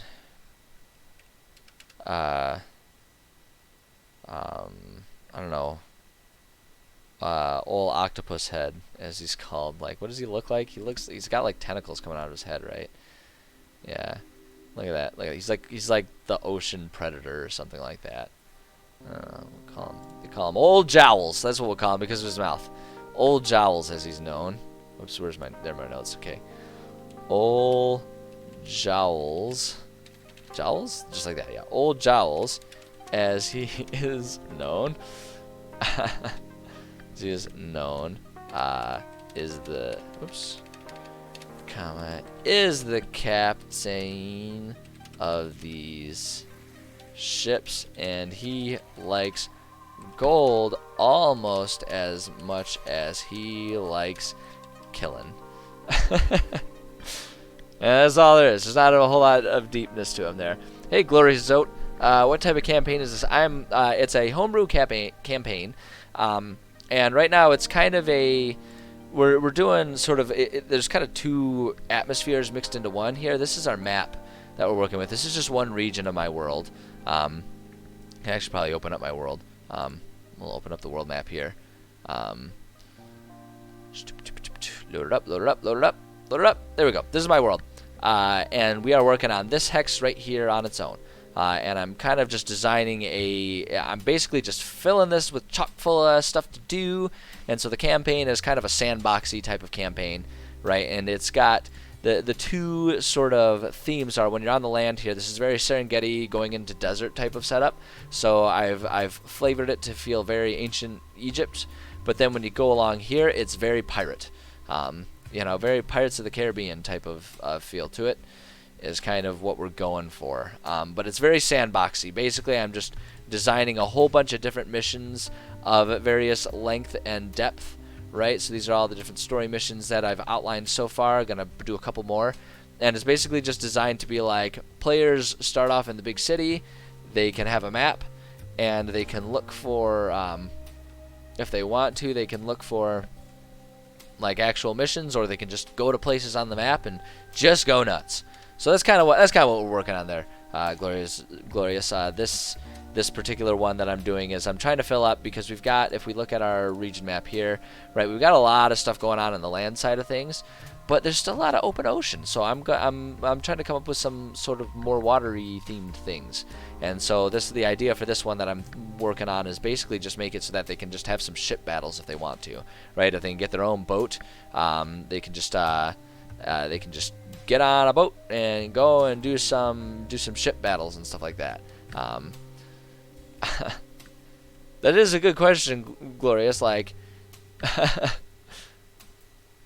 fingers are actually destroyed every time you press your fingers to the strings. It fucking hurts. Yeah, I've been there. I have been there, Mr. Buddha. It's because I play guitar.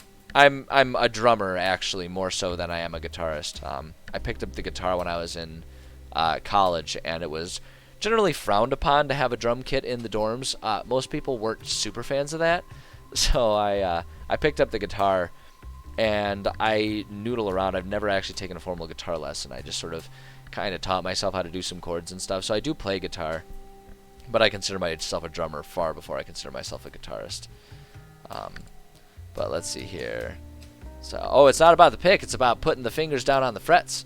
It's holding the fingers on the strings on the frets. That'll wear you down. That'll get you some nice calluses. It's good stuff. It's good stuff getting those calluses. Gloves. I would not try to I wouldn't try to play it with gloves. It'd be very hard to get clean presses. You just got to work up the calluses. That's all there is to it. There's nothing else.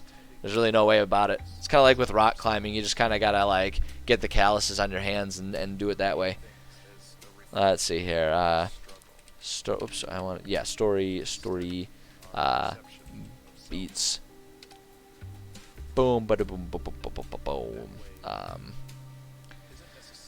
Let's try. Okay, so story beats. How do I want to word this? We're just gonna do the ships. Like, I mean, that's all it is. That's all it is. It's just the ships. Level 1 through 3 here. Pick is not epic. Mr. Buddha. You are pun believable, okay? You can't come in here with that type of punnery. You can't do it, man. You can't do it. It's you'll slay me. Oh boy. Okay, so the ships, levels 1 through 3. The ships, we'll just say all story beats here are basically just finding the ships while sailing and then boarding them and having kick-ass pirate ship fights. Boom! There we go. That's all it is. Alright, let's see here. Oh my god, Glorious. You just don't feed the monster, man. Don't feed. Oh gosh, you guys are unbelievable. You guys are unbelievable. Unbelievable. Punbelievable. I already used that one. You can't use that one again. I'm ashamed of myself. Might as well just put a pun to my head and pull the trigger. Ah! There it is. There it is right there. Alright, so that's our story beats. And let's just go ahead and pull this up here. We gotta get some thimbles going on here. We need some thimbles. Do they have like a good just boat symbol? Oh yeah, of course they've got boat symbols. I used one sideways over there for the shipwreck beach. Oh yeah. All right, let's do this one. A galleon? Yeah, we'll use a galleon. Zooming it in. I want to just kind of fill them in here. This is what I'm feeling. Shoot. Ah, jeez. Where'd my boats go? My boats go. There they are. There's my galleon. There's my galleon. Ah, allergy nose. No, thank you. We'll just like dot them around like ship, ship, and ship, and it's just like random, like which ones they are. I don't know. Fuck it. Who cares? I can edit it later. Pirate ship. Boom. I like the irony that's involved in this one for like my current group because they wanted to be pirates. So I like the idea. Hi, kitty. What are you up to? What are you up to, little friend? My cat says hi. Are you gonna sit? Oh, are you gonna sit right in front of it so I can't see? She's gonna sit right in front of my screen so I can't see. There she is. Her and her one eye. Her entire eyeball. What are you doing, you little one-eyed cretin? What a brat. I love this cat. Alright, pirate ship. You'd make a good pirate. You're used to only having one eye. Just put a patch on there and be good to go. What happened to her eye? She's a rescue cat. She's about 3 years old now. 3.5 years old now, actually. When she was found, yeah, exactly, Bard. She is a pirate cat. She'd be great. Although I think she might rip my eyes out if I tried to put a patch on her. She is not a fan. She's a very timid cat in a lot of ways. So she does not like to be fucked with in general. So like things like clothes or clipping her nails, not a fan. At any rate, what happened to her eye? She was found on the streets as a stray when she was about presumably 6 months old, roughly, and she had a severe infection in her eye. And they tried to treat it, but they couldn't save the eye. It was too far gone. So they just kind of like, they just went in there and just like plucked it out. So yeah, they did save the other eye. So she's still got her one eye. But yeah, she's my little one-eyed cretin. She's a sweetheart. It took a lot of work to get her to not be super scared when I first brought her home, because she was a very timid cat. I'm assuming something to do with a history of living on the streets and having to be protective of herself. But when I first brought her home, it took about 6 months before she would consistently come out from under the bed / couch. It took a lot of effort. And nowadays she is a very, very sweet, affectionate cat with me, still very cautious with other people. But yep, her and her one eye. She's a wonderful companion. Very, very well behaved. She doesn't jump on most countertops, because she's got one eye. She can't really see how far away. Yeah, she doesn't get on countertops and stuff. Let's see. Oh shoot, I'm falling behind here. Bermuda Triangle. I like that idea. We could do a Bermuda Triangle. That'd be great. That'd be great. Let's see here. Welkins, why would the ships sail that far away from land? Left as an open ocean. Well, like I say, you just add a hint. You just add a hint that sailors have found, like there's been oh, you want to get on the lap now? Okay, she wants to be on the lap. Do you want to snuggle? You can come and snuggle here. I'll make more room for you. No? Okay, we changed our mind. So as far as no, stop. Okay, now she's pressing buttons on the keyboard. This is just turned into way too much chaos. I can't handle this much chaos. Everything is just insane. I know, sweetie. Okay, why would the ships be out there? Like I say, there would be a rumor, and so my thought is that like the ships, kind of, they're ghost ships, so they don't really have to worry about landing. So they just kind of chill out way out in the ocean. And then when there's a trade ship coming through, like there would be a trade route kind of going through here, right? And so if there's or going around there, either way.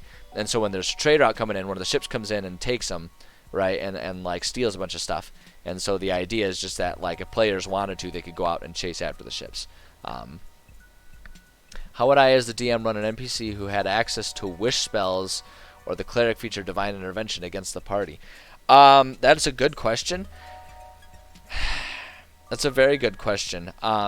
Really what it comes down to is I would just avoid any chance to give that power to an NPC. Because I try to make my NPCs as realistic as possible. Like, I don't like dumb token NPCs that are just there to be fodder, so to speak. I like all of my NPCs to have at least intelligence enough. There's a cattail. At least have intelligence enough to know how to use the tools at their disposal. So if I had an NPC that had wish, like I basically what I don't like when my players can see what I've done or see what an enemy NPC has had access to, and have them think like, wow, the DM was just being nice to us by not utilizing those tools. Like, I don't like doing that. I don't like my players to feel like I'm, infantilizing them that way. So I would just avoid a situation in which they had something that powerful, honestly. What I would be more likely to do is create a mission in which the NPC was after that power, right? So they were trying to find a way to give themselves the wish command or the, or divine intervention or something like that. That's more likely what I would do.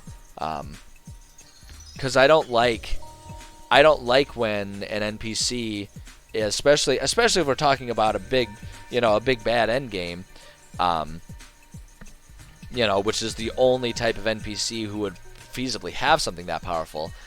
But if they're smart enough to have something that powerful, they'd be smart enough to use it, right? So I would, it's like if you had Thanos and he created the glove, but then he intentionally didn't use the glove, right? Like, it wouldn't make any sense. I know. Hi, kitty. So I guess that's what I would do. Glorious question. What the heck are you having the wish spell in your game for? Yeah, exactly. Code of honor. Promise not to use the wish spell. Yeah, that would be a good workaround. That would be a reasonable workaround to have. What are you doing? What on earth are you possibly doing right now? Look at this. Okay, just look at this cat. You can't. She's like half under the desk. There we go. Now we've emerged. What on earth are you doing, you little weirdo? You're the cutest thing, but what on earth? Yeah, no. I guess, yeah, that's kind of the same thing. Like, you could give them, like, a personal reason they wouldn't use it, or give them a reason that they would only use it for certain things. Oh, she's a very good kitty, Bard. She's the best kitty. I'm obsessed with this cat. But yeah, that's what I would do. That's what I would do. Make him really stupid. It would be kind of funny if there was, like, to go against the grain of what I normally do, have the big bad end game, be like some sort of like super powerful necromancer, but have him be like an orc necromancer. So he's just like super simple, and the only thing he ever thinks of is like, for having all of this power and stuff like that, or having the wish spell, all he ever thinks is, I wish that my friend was here to fight with me. And so you just have like two orcs that are just now going to punch you really hard or something like that. Like, that would be kind of funny. And just have everyone be flabbergasted by how dumb he was. Like, that would be an entertaining approach to it. I wouldn't mind that. Oh, boy. Okay, wait, hold on. Let me just see here. Kick-ass pirate ship fights. Yeah. I think that's all we really need for it. Let's see here. Looking at my time, I've got just a little bit of time left. Not a ton of time, but I've got enough time to maybe try and get 1 or 2 more. We've only got 2 more missions to do, and a grand total of 3 story beats. Let's try and finish outlining this. If we can finish outlining this, then do you know what that means? It means we can start doing more details. Yeah.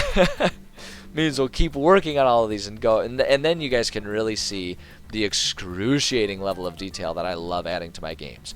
Because the thing that I always say, to keep in mind, I consider me being a DM and getting into D&D started off as me just having a hobby of world building. I just liked making maps and designing worlds and creating histories of worlds, right? Being a DM was just a way for me to present those to other people without having to try and be published. So when I'm designing these things, right, I'm designing all these missions, and I have myself start off by doing like the mission story beats, so that way I keep the D&D thing in mind for the 2 groups that I DM.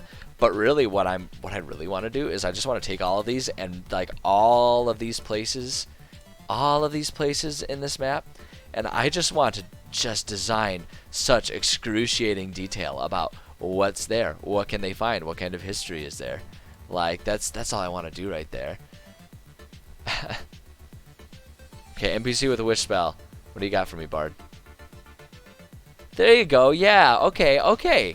You know what, Bard? That's a very good idea. Like they've got one single use for it, and they want to bring in, and like you could just have the angle be like, especially if you wanted it to be like a villain, you could just have the angle be that the villain was largely misunderstood, right? And so it's like people have just heard about this thing, and it's like the villain, maybe he was a bit of an asshole in life or something like that, and they hear about Wish, and everyone's just assuming the worst from him, but no one takes the time to talk to him, right? It's the classic 80s movie trope where it's like all of it would be solved if people just talk to each other, and they just realized he just wants the love of his life back.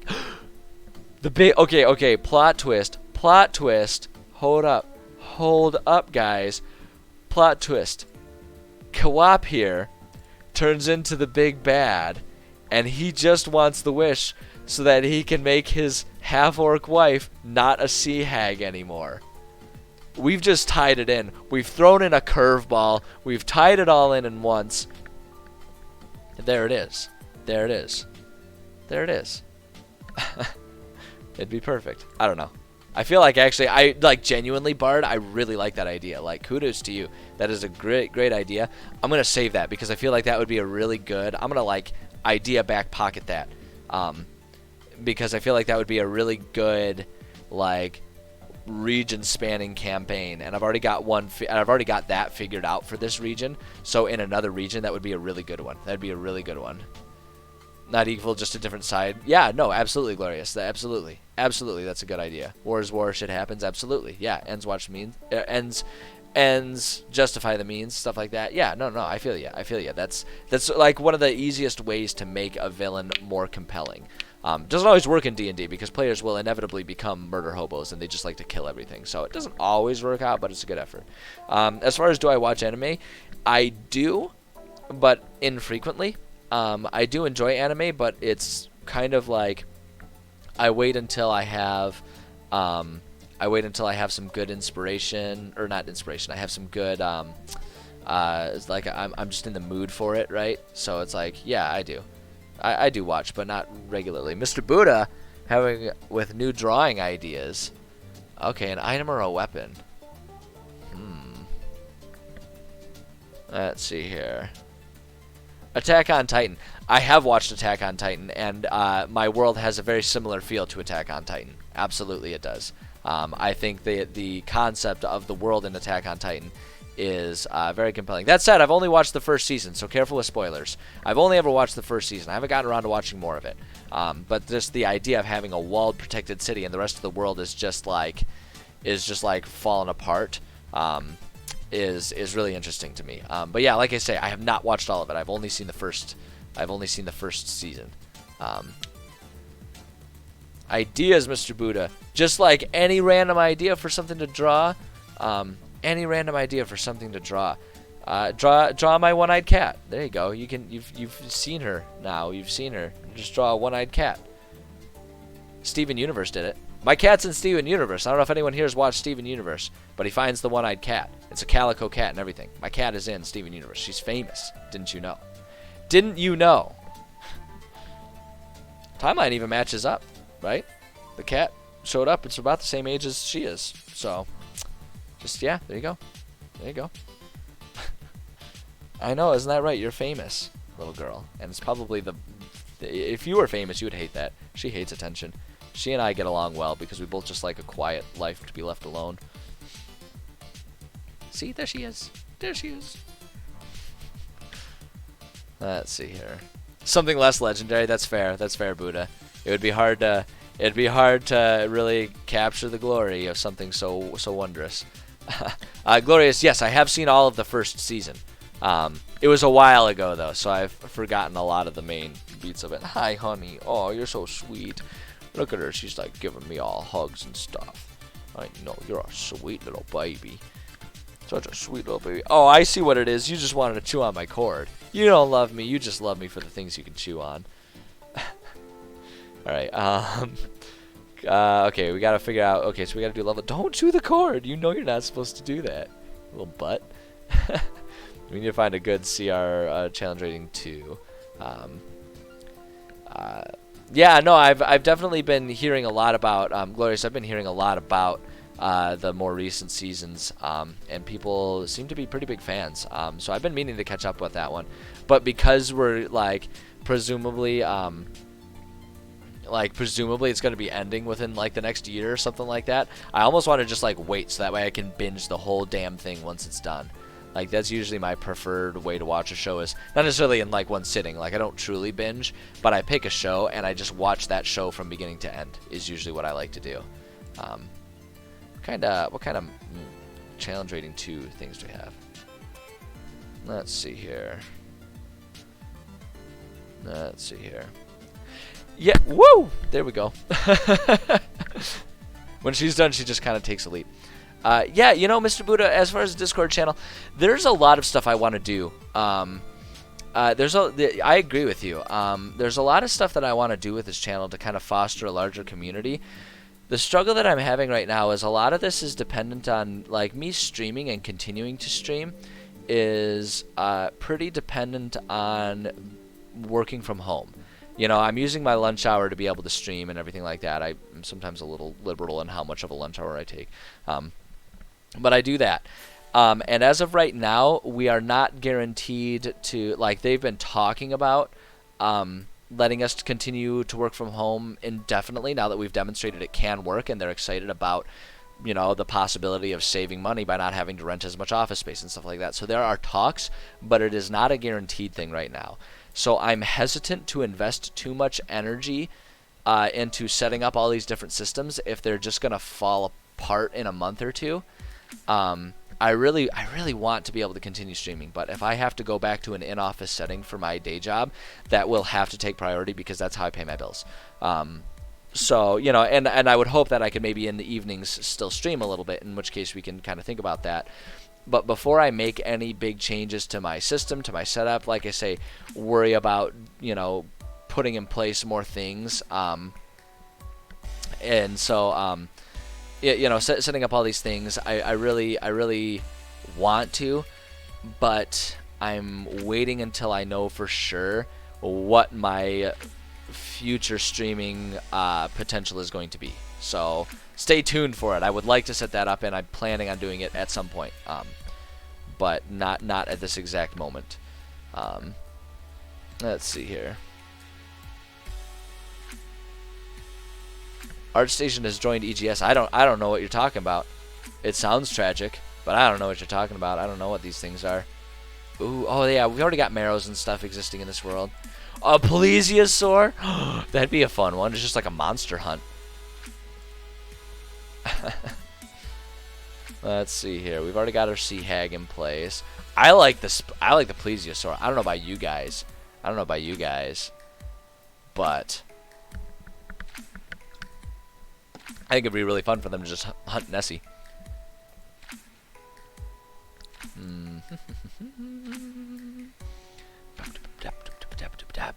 Yeah, okay, I like that. I like that. We're going with it. We're going with it. It's just a monster hunt. It's just a monster hunt. Let's see here. So if we're gonna go in here, the plesiosaur. I did not spell that right. I did not spell that right. Oh wait, maybe I did. Plesiosaur. Wait, hold on. S-A-U-R. Oh yeah, because I missed the A. S-A-U-R. Plesiosaur. There it is. There it is. Okay. Level 2. Alright, let's just see here. Let's just see here. Oops, hold on. I mean, I think this was just going to be real simple. Man in... Let's see. Oh, here we go, here we go, here we go, here we go. Idea ball. A leather worker in Bepimat, which is the city, which is the main city of this area. Hey Eldritch, how's it going? Leather worker in Bepimat wants something truly exotic to make some neat, make some neat armor with. He has heard about a sea monster that has been spotted not far off the coast of the city. He'll pay lots of gold for the pelt if someone else can hunt it for him. Boom. There we go. Just a simple monster hunt, right? Monster Hunter Rise, right there. Bada bing, bada boom. Oh, you're still working on your system, Eldritch. That's awesome. Oh, okay. Not going with classes, just going with, like, I'm assuming just, like, stats and stuff like that so people can just, like, guys, kill a Tarrasque. Yeah, no, that's not. There ain't nothing simple about that. Yeah, I like the idea. I smell what you're stepping in there, Eldritch. Talking about not like having dedicated classes per se, but just a big giant pool of skills and abilities and stuff that players can kind of like pick from to do that. I see where you're coming from with that. I could see that working. Let's see here, actors. I'm just gonna do leather worker. We'll come up with a name for him later. Leather worker. A simple man that likes making silly things out of rare animals. Boom. That's all it takes right there. And story beats. I don't know. I gotta come up with like 2 things about this. I don't know. Maybe there's like another monster that's like not quite as difficult to kill as a plesiosaur that he wants. Just make it 2 plesiosaurs. Just gotta fight him twice. Hold on, let's go challenge range 1. Let's see what we can find here. Any other good monsters? Oh, a giant octopus, that's not bad. Let's see here. An enormous tentacle.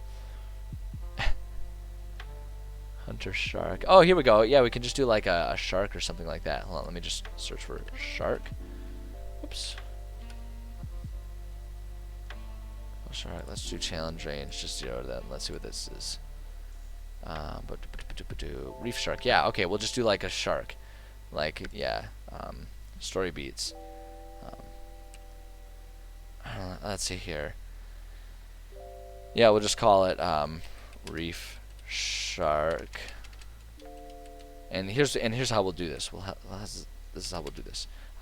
If they seek help from other ship captains to find the monster, they will first be led to a particularly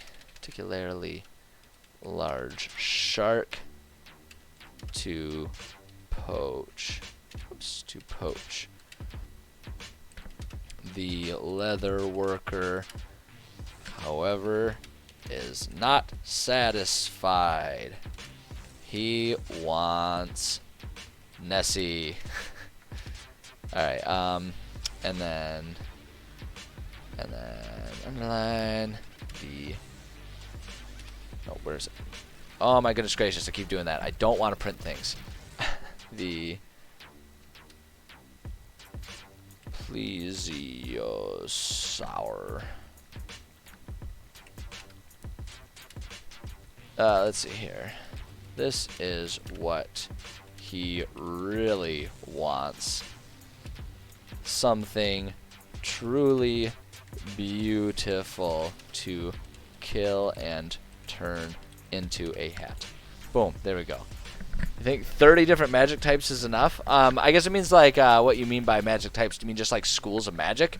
Because if that's the case, then absolutely. If you're talking about just like spells or something like that, I think it depends on how they're written and what the flexibility of the spells are. But far be it from me to determine what's going to be good for your system, because it's your system after all, man.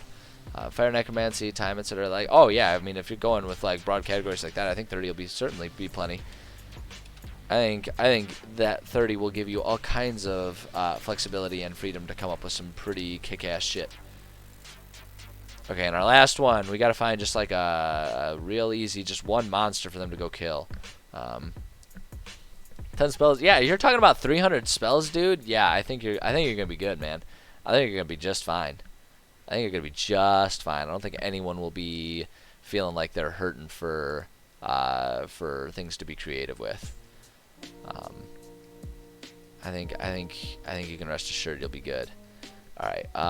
And so for this first mission here, we are gonna go challenge range. We want to just get ones. Get rid of that shark thing there. Alright, I'm thinking again just like a nice monster hunt or something like that. A swarm of quippers. What do these guys look like? No, it's just piranhas. Okay. Sea spawn. I like the idea of there just being like some sort of sea spawn. Oh, you know what? That's actually a really easy one to do here. Okay, wait, hold on. First off, we need to put on here our monsters. So let's do... Let's see here. We need to go to symbols here. And let's do... I knew it. I freaking knew I did that. Hold on. Damn it. I hate when I do that.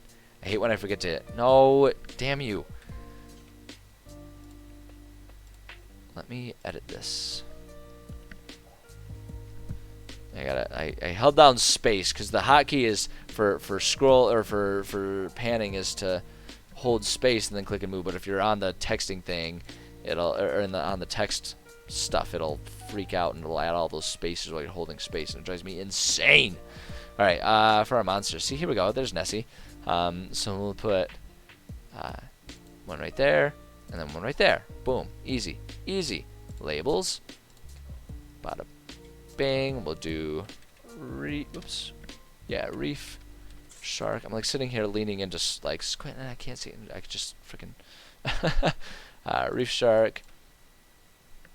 And then, oh wait, that's not a Nessie. That's a weird whale thing. So that works for the reef shark. But hold up. Symbols.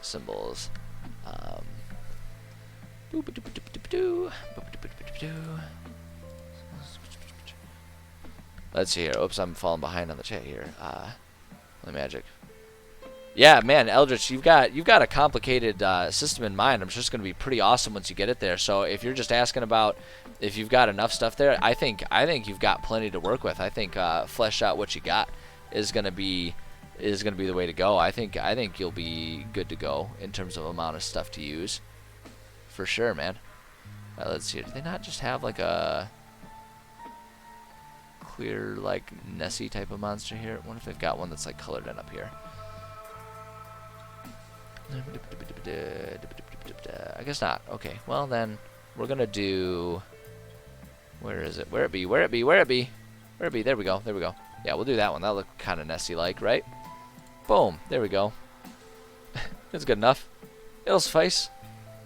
And we'll do Plesiosaur. Boom, there we go. And then what I'm thinking for this last one, what I'm thinking is we're just gonna have a bunch of sea spawn. It's like some sea spawn creatures showing up on the shore of our city. So we'll call it the sea spawn 1.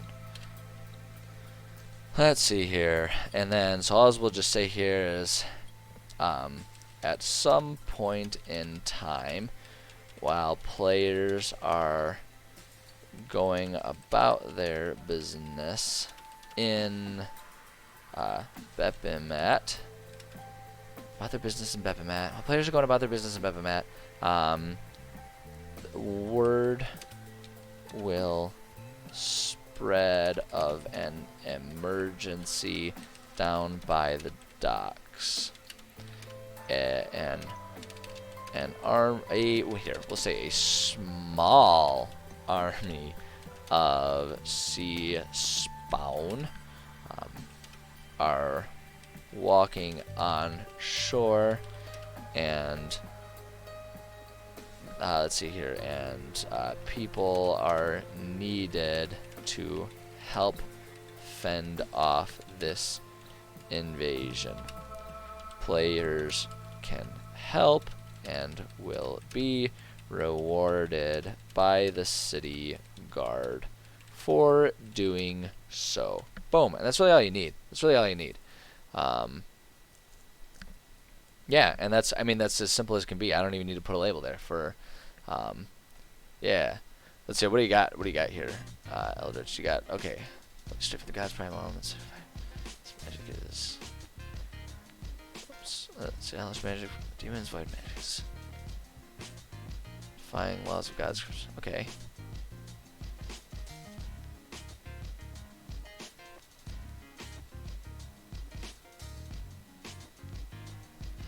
Okay, yeah, no, I mean, it sounds like you've kind of got it fleshed out there, Eldritch. I would say, you know, from it sounds like you've got a good amount of diversity and complexity added to your system. I would just flesh out what you have. I wouldn't add any more to it, that's for sure. I mean, you're talking about, like I say, you're talking about having like 300 spells already as it is. You know, if you've got like 10 types of magic, each one having like 30 types of magic with 10 spells each. Like, I think you got plenty, man. I think you got plenty to work with. Like, I think there's all kinds of room for people to be flexible. I mean, I guess it kind of depends on how much how many spells you give a player at any given time. But yeah, no, I think you got plenty there. But look at this, guys. Look at this. We finished outlining everything. In this region, and that means that we've got it's our rough draft.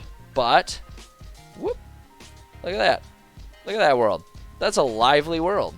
That's a lively map right there. There's a lot of stuff going on there. It needs a lot of work.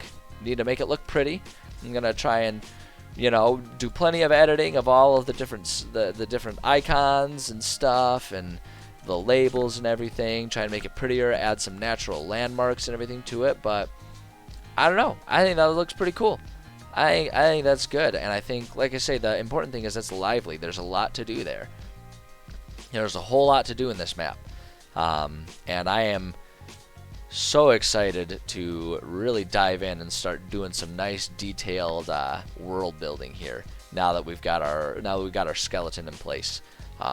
But that said, I'm looking at the time and I gotta get myself going. I've got stuff that I need to get done today. And as much as I would love to, I cannot sit here and goof around on this all the time. All day long. So, but yeah, we made some awesome progress today. We got a lot of stuff done, and I'm stoked about it. This is good stuff.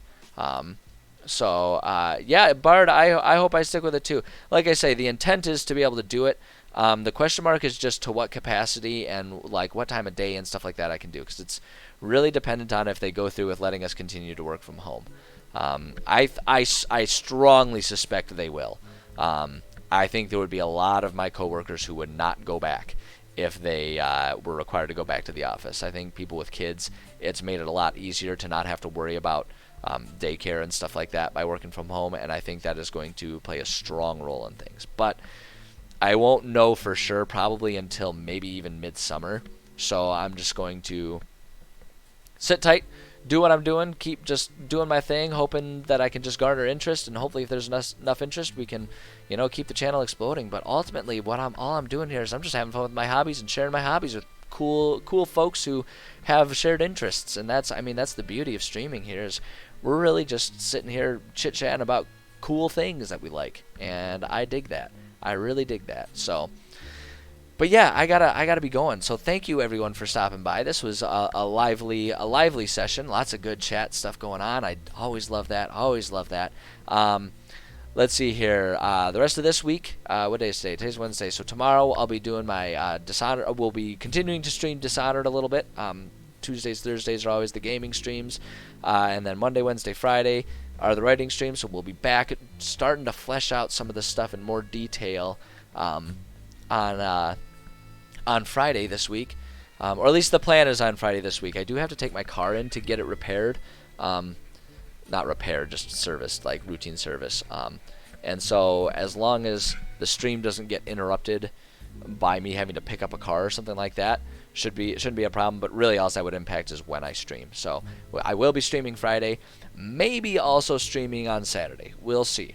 It depends on how things fill up, and right now my Saturday is looking fairly empty, and so when it's empty I do like to stream probably video games, but Saturdays tend to be just kind of a free-for-all. So that's what's coming up.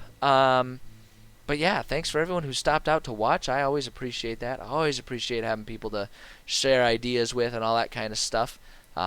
It's always a good time doing that. And thank you also to anyone who's watching the VODs. I do leave them up on Twitch as long as I can, as well as putting them up on my YouTube channel. So you can always check out my stuff there. Appreciate you regardless of how you enjoy it, regardless of how often you stop by, any of that kind of stuff. I appreciate that there are people who are as geeky as I am for all this stuff. Thank you, Mr. Buddha. I appreciate that. I'm glad you enjoy it. Like I say, I enjoy it too. It's just fun. It's just fun. Like, that's all there is to it. It's fun to do this. So, but yeah, with that, I am going to just call on everyone, as I always do. Just call on everyone. Just go out there, be good people. If you had a good time at the stream, pay that forward and try and make someone else's day a little bit better. Share a smile, tell a joke. Just try to make the world better. Because I think too many people sort of ignore that or even try to make the world worse. So if all of us tried to make the world a little bit better, we'd probably see some results after a bit of time and effort. So let's all band together in righteous bleeding hearts and try to make the world better. It's really kind of up to us anyway. So but you know what, that's all I got for you. So thank you everyone for stopping by, and I look forward to seeing you next time.